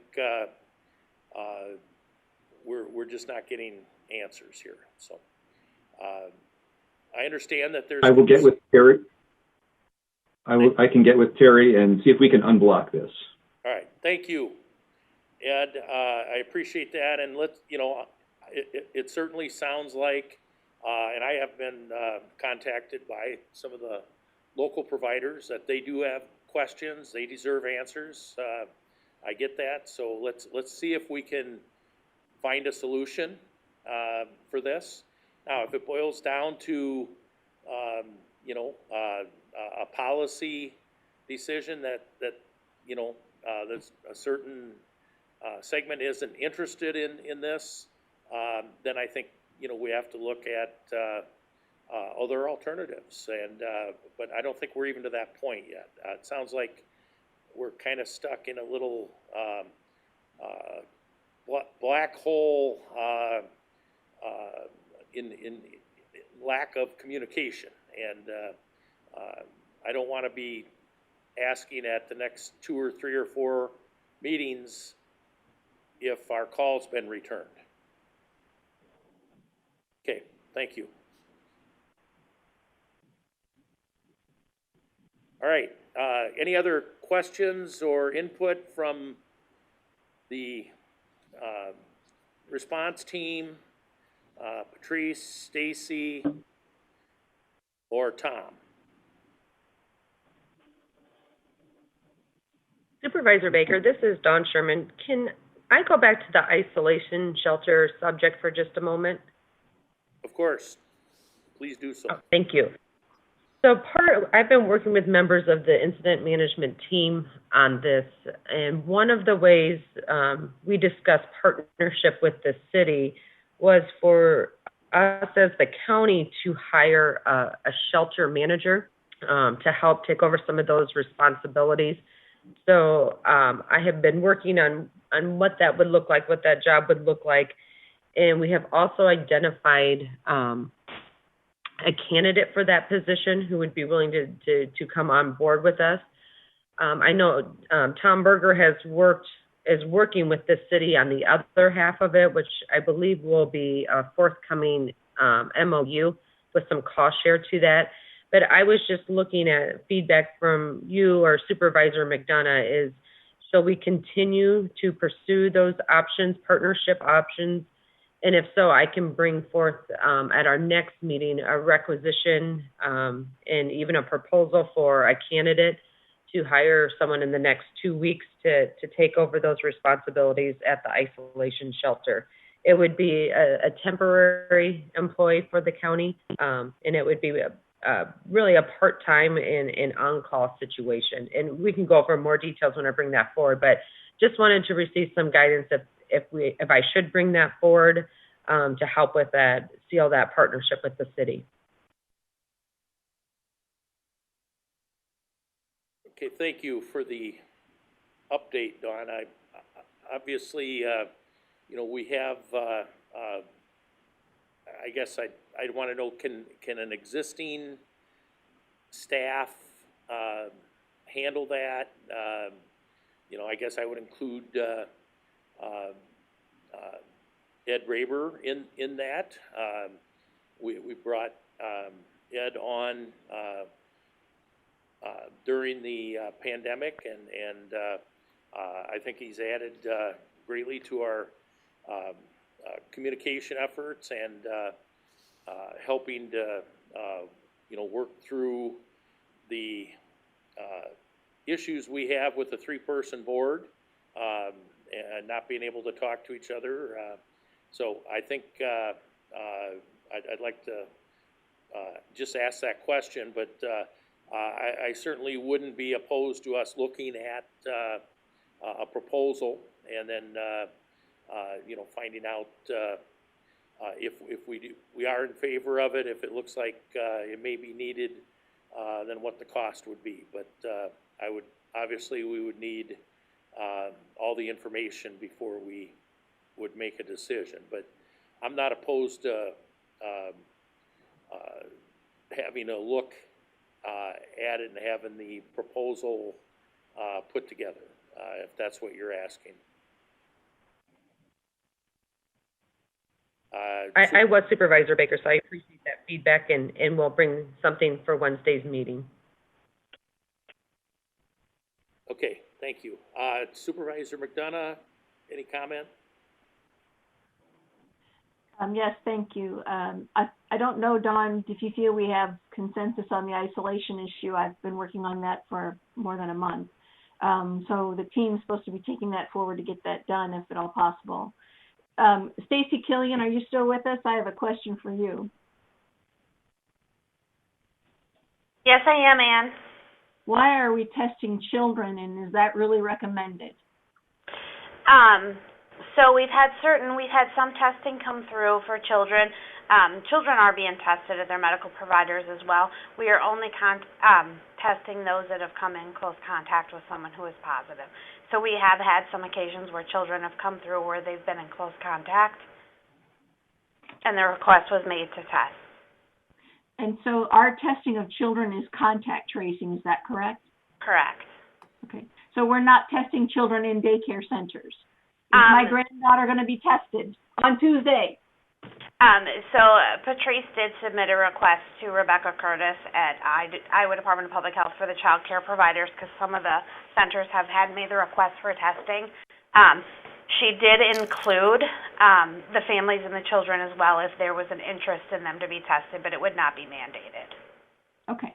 And so we don't have any reason to test children, really. I mean, they're just kiddos, other than the ones that are through contact tracing, unless a child care provider wants them tested?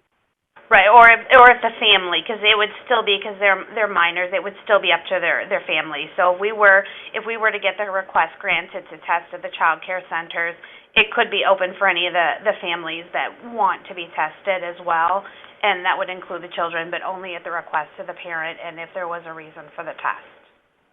Is this a high priority somehow as compared to pursuing every resident in a long-term care center? Could you say that again, Ann? Oh, go ahead, Patrice. My question is, Patrice, please. My question is, we have not tested every person who resides in a long-term care center, and yet we're going to children that have no regard to contact tracing. I never knew that they were a priority group. That seems, you need to help me make logical sense.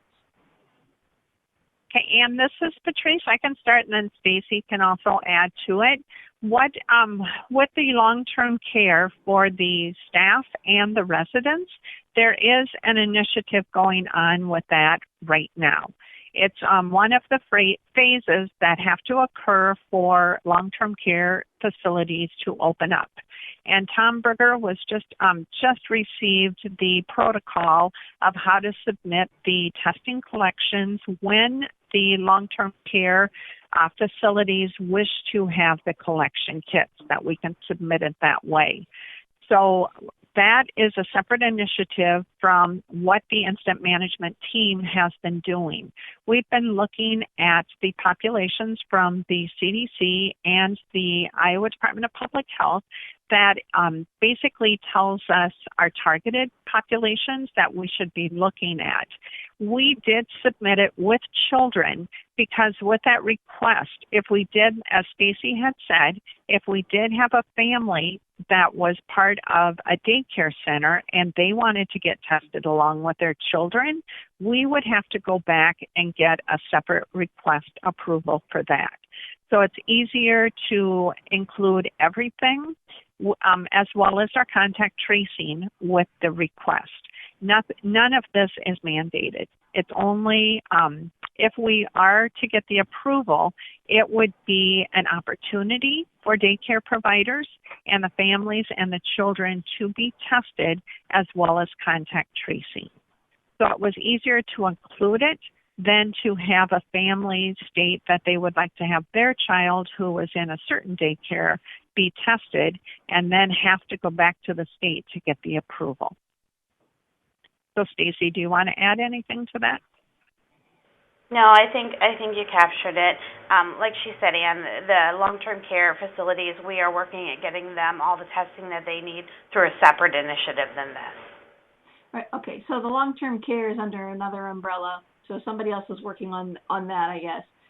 I still don't understand. Why are we testing children who go to daycare centers? Are you going to a Dubuque daycare center and testing the children? And why are you doing that? No, we are not. But what our setup would be, again, is utilizing the Visiting Nurse Association and do the testing as what it was in the last, 2 or 3 weeks, actually probably the last month. Again, we only included it in case a family would say that they would want their child tested. It's easier to have the approval from IDPH ahead of time than having to tell that family, oh, your child was not approved. We have to go back to the state of Iowa to get the approval to test that child. Do I understand that current contact tracing is only authorized for adults and does not include children?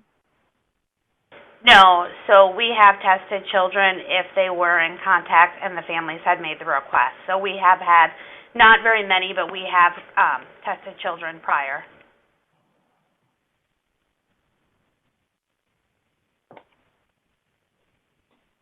So is it to staff of the daycare centers who work there, who want their children tested? I'm sorry to be an idiot about this, but I don't understand who you're testing for children. Or if So you're just I making a request because you might need it someday. I don't understand. I think, and Patrice, you can jump in here, but I think what the initial thought from the incident command team, we had some requests from child care centers with concerns in staffing and exposure levels and taking care of the kiddos, that they had a request to test, and that's where we felt that the staff in those child care centers would be at risk, working with so many children, being out in the community, that it would be a good targeted population. We included the families and the children just as in case there were any that come out, but our current target is the staff of those child care centers. Okay. It helps their staffing. It's the staff at the child care centers that want to be tested, and then it's that staff members' children in their personal household that we may be testing. Is that right? Potentially, or if there are any children, say we were to test a specific center and there were children in that center that the families wish to have tested for, we would not deny that as long as this was approved. But our true target would be the staff within those centers.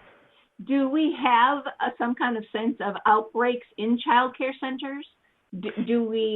Are there standards about that at Iowa Department of Public Health?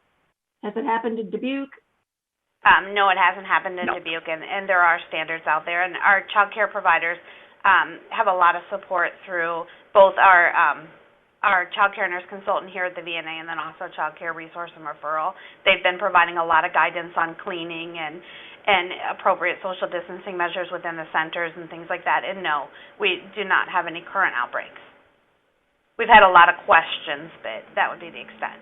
Okay, well, I would ask our Board of Health, which is going to meet maybe tomorrow, Wednesday, I guess. Wednesday. So to get ready for the children's issue, I think we want to know what that means for the community about testing kids and what it means if a daycare center, the daycare issue is looming before us as well, insufficient access. So are we ready as a community and as a response team about children in daycare centers? I think that's a large question as well that the health board can decide. Maybe they can understand it better. Patrice, I understood you to say that there are questions and you got to Supervisor Baker's question about the barriers. I am dismayed that we won't know anything more about Test Iowa coming to Dubuque County until maybe Thursday. I would like to ask Ed Raber to begin the process of creating the plan that the governor will say yes to. We got them here before and we've shown them that when we do the planning, they say yes to us. So I'm a little worried that it appears to take up a lot of time with trying to decipher what they may want or what they may be willing to do. The opposite of that is, Ed, we've had success when we showed them that we had a plan and this is what we wanted to do. Maybe there's the possibility to have the VNA put together a proposal to have a clinic that operates between the hours of this and this. We put together what we would like to see a clinic space look like here. And if it's the drive-through or some of it's inside, but let's describe what we are capable of doing and put that proposal forward so that we can see if the governor will just approve that and say yes. And nobody wants to talk about money, but we got to chase that down.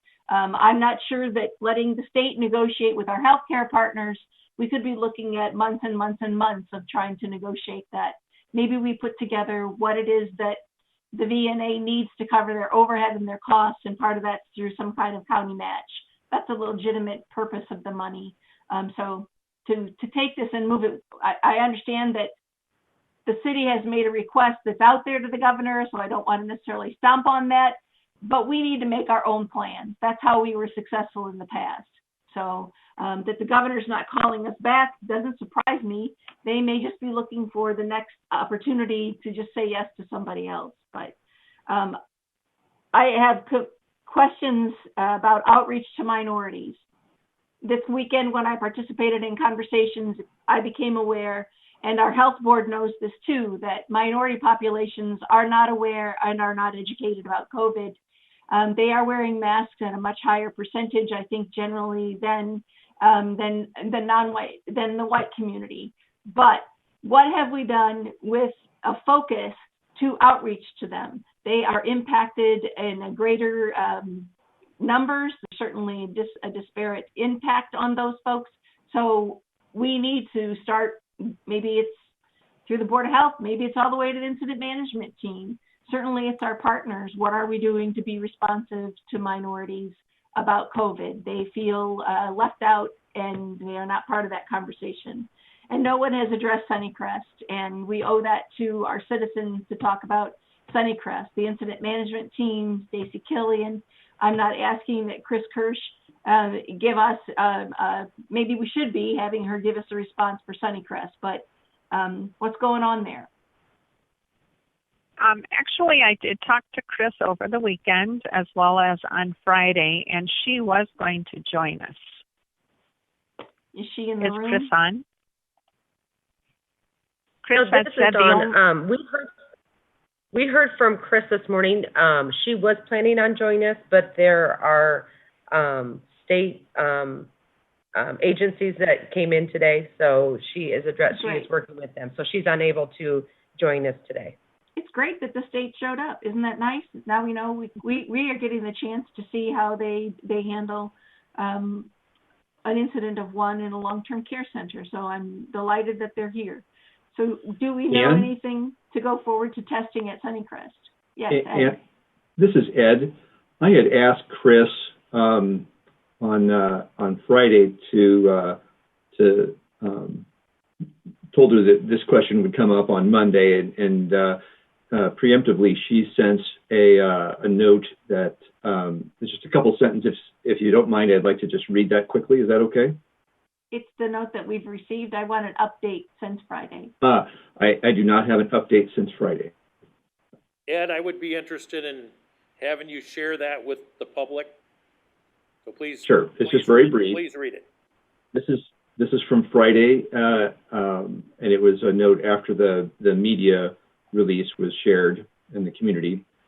And this is from Chris Kirsch, the administrator at Sunnycrest. I have ordered testing kits for all employees and residents through the Iowa Department of Public Health. I am waiting on communication with the company that they contract through for the logistics. I believe that's LabCorp. Staff at Sunnycrest will be doing the testing. Our medical director, Dr. Lester, is aware and will sign for all testing. Please reach out to me if you have any questions. So that was Friday that they had reached out to the state, and apparently if the state's there, that's their turnaround. Thank you. And is that what we would, is that the latest response we have? The latest response that I have in writing is from Friday. Patrice, do you have an update about Sunnycrest for us? Sure. I know that Tom Berger had submitted the request through our EOC, and then I was able to contact our long-term care representative from Iowa Department of Public Health, and she made contact with Chris later Friday and was able to speed up the process to get the collection kits there. And then yesterday I did talk with the director of nurses who was working, and we reviewed just some general information. They seem to be quite adequate in everything that they were doing. I did have correspondence with Chris through email, and that's why Chris had said that she was going to be on this session if she was available. She said that the only way that she wouldn't be joining our conversation is if she would be helping with the testing, which she must be right now. And then I did talk with Stacy also yesterday. And Stacy, do you want to give an update about the communicable disease nurse making contact with Sunnycrest as well? Sure. One of our EPI nurses, Kathy T. Sketter, did speak with Chris this morning. I don't have a lot of the details. She had asked about VNA coming in to assist with testing on site, as Chris had some concerns on appropriate staffing levels. So as soon as I'm done with this, I'll be working to see if I can get some staff out there to assist. I would expect to have an update on Sunnycrest at every meeting. That is our long-term care center that directly falls under the supervision of the Board of Supervisors. And we've had numerous communications with our Board of Health about what other facilities might not be doing right or should be doing better. So I would appreciate it if our conversations would always include Sunnycrest and what's happening there. Okay, this is Supervisor Baker. I want to comment that under Chris Kirsch's leadership, first of all, this is the first positive case that we've had. Prior to this, everyone was tested, and all the tests were negative. And we have stepped up, informed the families. I know Chris and her staff were reaching out to each and every family member from each and every resident. And we went public with a press release acknowledging that we had one case. So we didn't wait for the quote outbreak. I think that with Chris's leadership and her staff and the support of the county, that we are on top of this. And I agree, Ann, that when updates are available, we should have them immediately. And we're meeting enough that we can have regular updates. If we need a special meeting about Sunnycrest, I won't hesitate to call that meeting, and I'll work with Chris Kirsch and Don Sherman and Ed Raber on that. So I think that, and then Chris took the additional step now to order or request additional testing for everyone in the facility, resident and employee. And so I think we've handled this initially. I think we've handled it well. I think setting a good example for other facilities. And I have confidence that in Chris's ability to handle this with our support. Okay. And I did plan on bringing up Sunnycrest, Ann, but I'm glad you brought it up. So, all right. Are there any other questions, issues? My understanding is that, and I don't know if our chat room is disabled. Is that, or is it working? Okay. Yeah, I tried to go on chat and it told me chat was disabled. I don't know if that's protection against Zoom bombing, but anyway, I guess I would, I lost my place here. I would like to have Ed Raber involved. Ed has been attending some meetings, some virtually, some in person, because there's other community groups that are having questions about events and that type of thing, and there's some cloudiness out there, especially for major outdoor events, and I think Ed would be our person to help coordinate with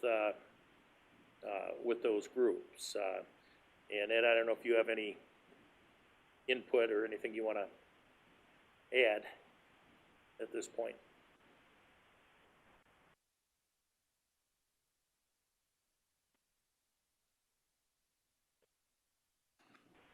All right. Well, we'll move on. Are there any other? No, I do have. No one answered my questions about outreach to minorities.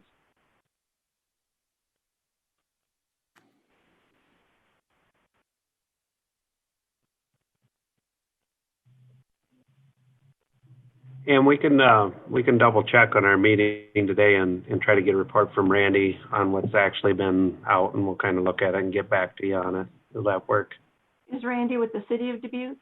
Randy is with the Joint Information Center, which is part of the Incident Command System for Dubuque County. And he works with all the other PIOs of the hospitals, and he works with Ed, and that's how everything comes out for this whole event countywide.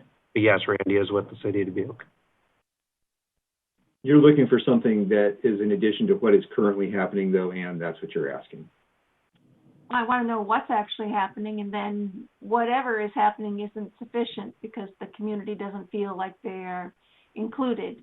The Board of Health has discussed, Susie Stroud raised a question of whether or not they should have an equity subcommittee to actually be, and I know Diane Heinkins talked to me about that as well, that, you know, maybe there's something that should be done about COVID and minority and public health on a more official basis, so someone's actually asking those questions and seeking involvement. We have a board position available on the Board of Health, so I think that those folks are probably going to move forward with that discussion too. But you know, I want someone to be checking to be sure that we're working on this and we're enhancing whatever the communication is.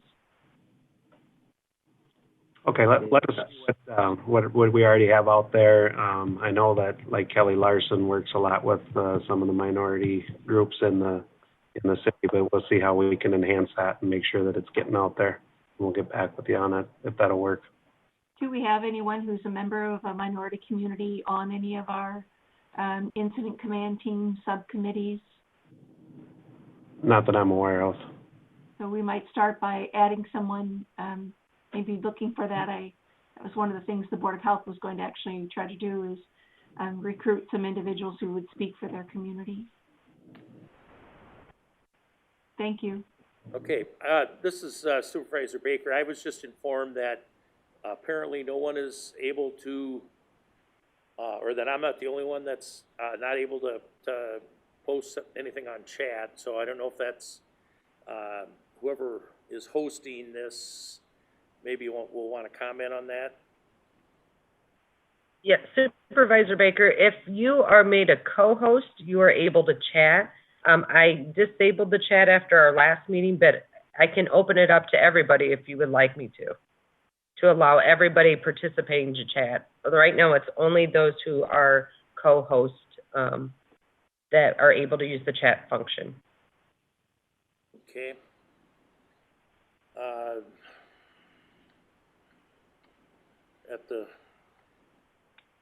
I guess if we're, at this point, if we're Zoom bombed again, we'll do like we've done in the past. I'm not gonna, I don't think we can run our meetings, and I want to encourage input from our citizens. So chat is the way to do that in these meetings. So I'm going to ask you to go ahead and allow people to do that. If I end up with egg on my face, we'll call the meeting off and send out a new password.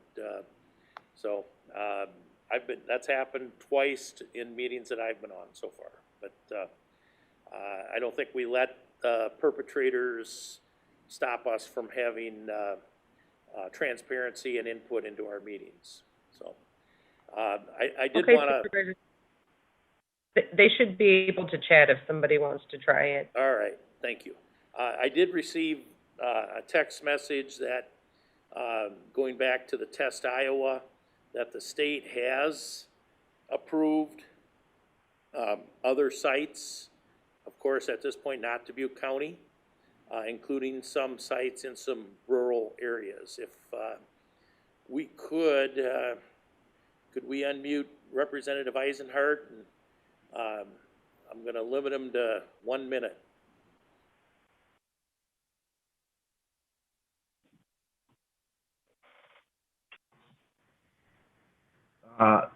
Sure. I sent you a brief text there, Supervisor Baker, when that issue was brought up, just to bring you up to date. We saw that news release this morning. 5 new sites, 4 rural, Dubuque not on it yet. But when that appeal first came out, or the question first came to you and Mayor Buell, it came from a staff member who I've worked with closely in the past in the governor's office. And at that time, I responded, and Representative James did as well, saying that, you know, we as legislators would like to be kept apprised of these discussions. It's an important thing for our community and our constituents. We want to know what's going on. We want to be helpful if we can. We have not heard anything back.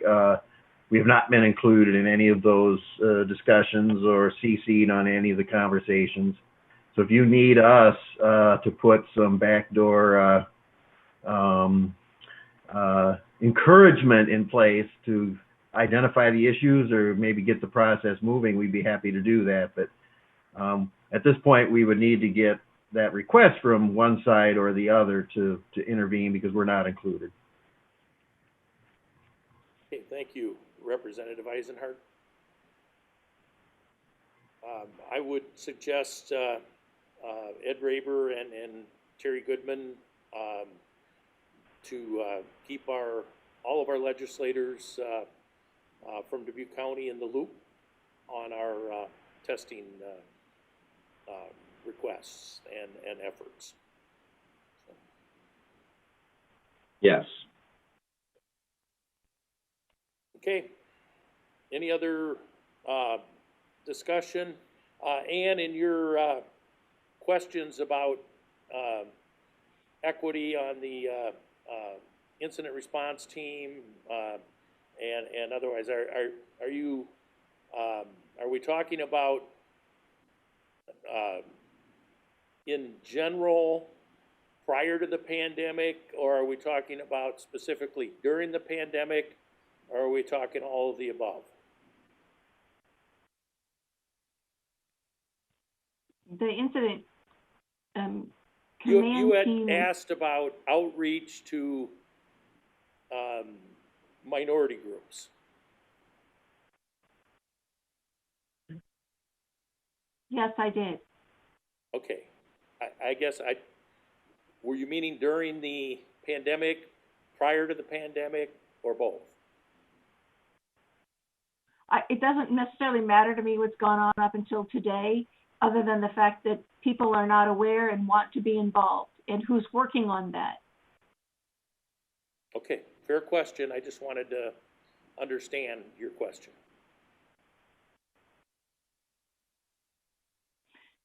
Do you want to unmute Diane Pate-Freiberger? She has several things she'd like to comment on, and she has questions. Okay, let's unmute Diane Pate-Freiberger, please. Yes, thank you, Dave. Thank you, Ann. I have multiple questions. One is, CJ was still on just a few minutes ago, and the question I have is, when a long-term care facility tests one positive, CJ was going to give an opinion on whether the Board of Health can be notified of that positive case. And I know that Patrice had actually went ahead and sent an email to the state last week asking the same question, with CJ being off last Monday. But we have not heard back. I asked the question 3 weeks ago and again 2 weeks ago and did not get a response. So I would like to know that within the next few days. The other thing is the Board of Health was notified through a press release on Friday of the one positive case with Sunnycrest, just to make you aware of that. And with the testing, and I go back to this again, if Test Iowa, if that falls through because we can't get a local provider, and I understand their questions because I've been working with them in what are their barriers now to testing, so I know what their barriers are, where they may not agree, we may not get a provider to agree to that. So with that, and with so far, I think it's the third request that we've had on this one specific targeted testing. If that does not get approved also by IDPH, I would like to know what the next level is, or are we just going to just test symptomatic people that come in, or contact tracing? I would like a plan, and I had spoken to this last Wednesday night at the Board of Health meeting. Okay, if that's Test Iowa's step A, targeted as step B or reverse of each other. But I would like to know what the step C is. We need to get individuals in our community to be tested without the barriers they currently have.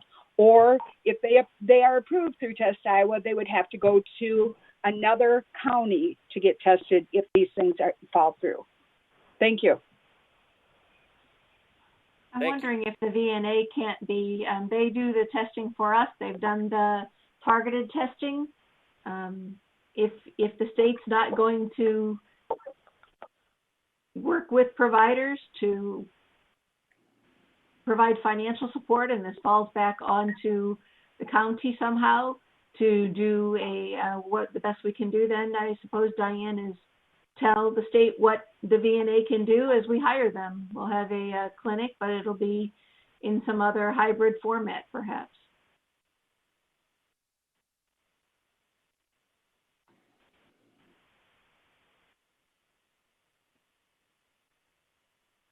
Okay, any other questions or comments regarding testing? Does anybody know if CJ is on? Because I'm looking at, I know Diane just stated her concern about asking a question. I don't know if CJ is still on or not.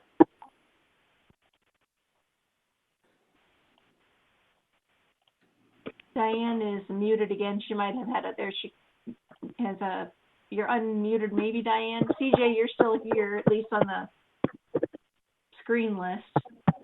Diane, did you have a follow-up? Anne, thank you. I did have a follow-up on that, in that I think that would take the cooperation and the staffing from VNA, and I don't have a problem with that. I would just like to see a plan, you know, of what we can do from here. I know that the process that we had been going through of requesting collection kits and sending them free and getting the collection kits and the testing done free through the state has been a great initiative. The issue will be is if we cannot get those free, then are we going to partner with UCL to get those collection kits, or are we going to request the state to send free collection kits for targeted testing? And that would also have to be part of that plan that I would like to see. Thank you. Okay, thank you, Diane.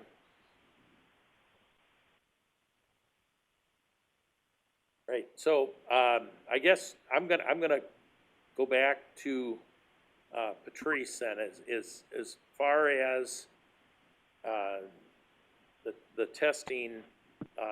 The incident response team is waiting for a call from the governor. We're gonna ask Ed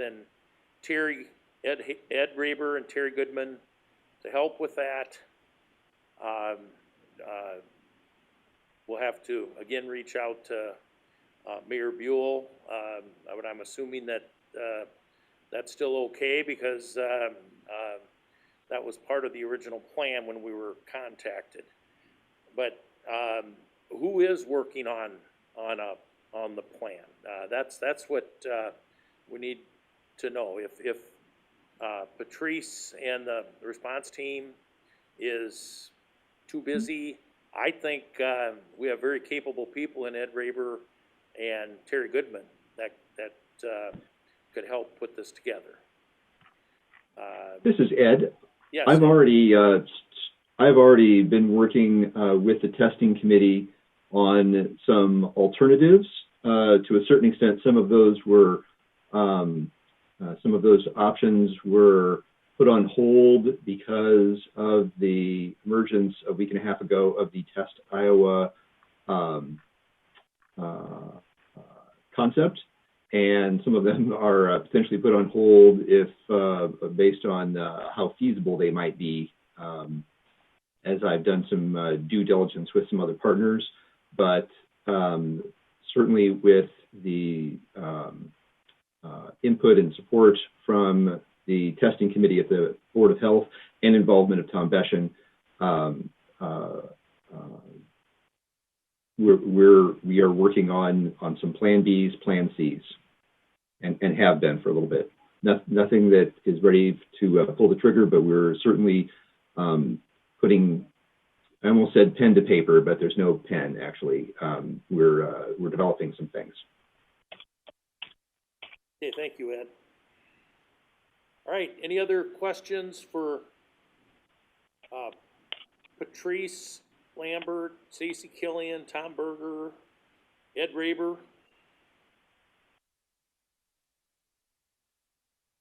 Okay. Dave, this is Stacy Killian. Can I speak for a second? Of course, Stacy, go ahead. I just wanted to provide an update. I just checked with my epi nurse that spoke with Chris at Sunnycrest, and she reached out to her again to, we're hoping to have the test kits today to test everyone, and we will be sending staff out as soon as the test kits get there to assist. Thank you for the update, Stacy. Very much appreciated. You bet. Steve, could I ask another question? I think that on the Sunnycrest issue, I personally, I apologize to the Board of Health. I did not reach out to them or ask that they be, I did nothing, and I'm sorry, I did nothing to move the message about Sunnycrest onto you. I did not do that. And I think we might, I mean, they are our Board of Health and it's our nursing home. We should at least, I would like to see them aware of the news that we might have about Sunnycrest as well. How would we, how can we have that work? Ed, are you going to be the one who sends things on or what? This is what be in the loop. This is Ed. This is what I could have done differently.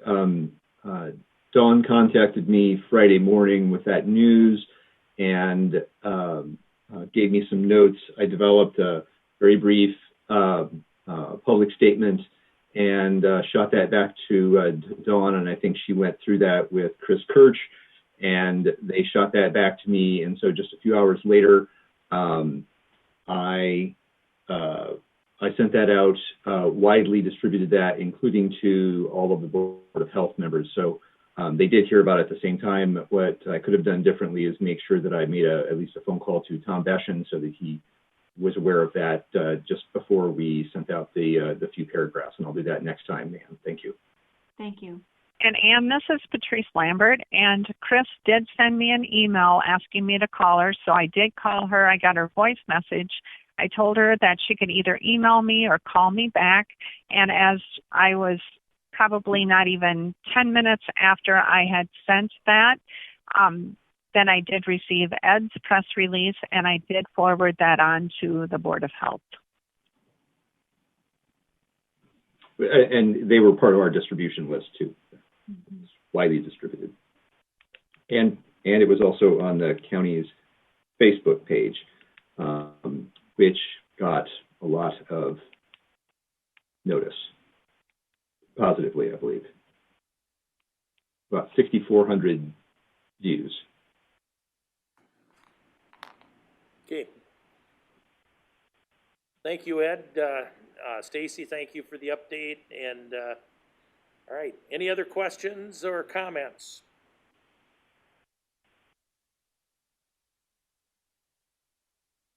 We have, I know Tom Beshen is on. Tom, I don't know if you have any, if you want to put in a plug for the Board of Health meeting or a preview. You have a meeting Wednesday, late afternoon or early evening. If you want to jump on and give us an update or a plug for your upcoming meeting. Thank you, Dave. Yes, we do meet. We do meet at 5:30 Wednesday afternoon. The agenda was just posted this morning. So it is a Zoom meeting, as they all are. So yeah. Okay. Thank you, Tom. And is there any specific agenda item? Other than I'm sure you're discussing all of the above. Anything? Yeah. One thing I do want to share with the board is the COVID-19 expenditures that we've seen so far, and then our subcommittees will be updating each other, and that includes the testing, Other than that, we do have some normal business to take care of and a couple of items under the environmental subcommittee. So it is our normal meeting, so we will have an update from Patrice and Tom Berger on the, I assume, same thing that you'll see on Wednesday morning. Okay. Tom, do you know if will there be an update on the COVID-19 funds that the county allocated for the Board of Health? In other words, you know, what's been expended, what's available? Will that be part of the meeting on Wednesday? I have a request in to Stella. Not all of the expenditures have gone through our office yet, but I've asked Stella to get back to me, and I know she's trying to prepare something for the Board of Supervisors as well, so. Okay. I can't honestly answer that completely yet, Dave. All right, well, if it doesn't make your meeting out, I assume Stella is on the meeting. I would like an update, if not for a Board of Health meeting, for a Board of Supervisors meeting on where we're at with the funds that have been allocated. Hi, David, Stella. Yes, go ahead, Stella.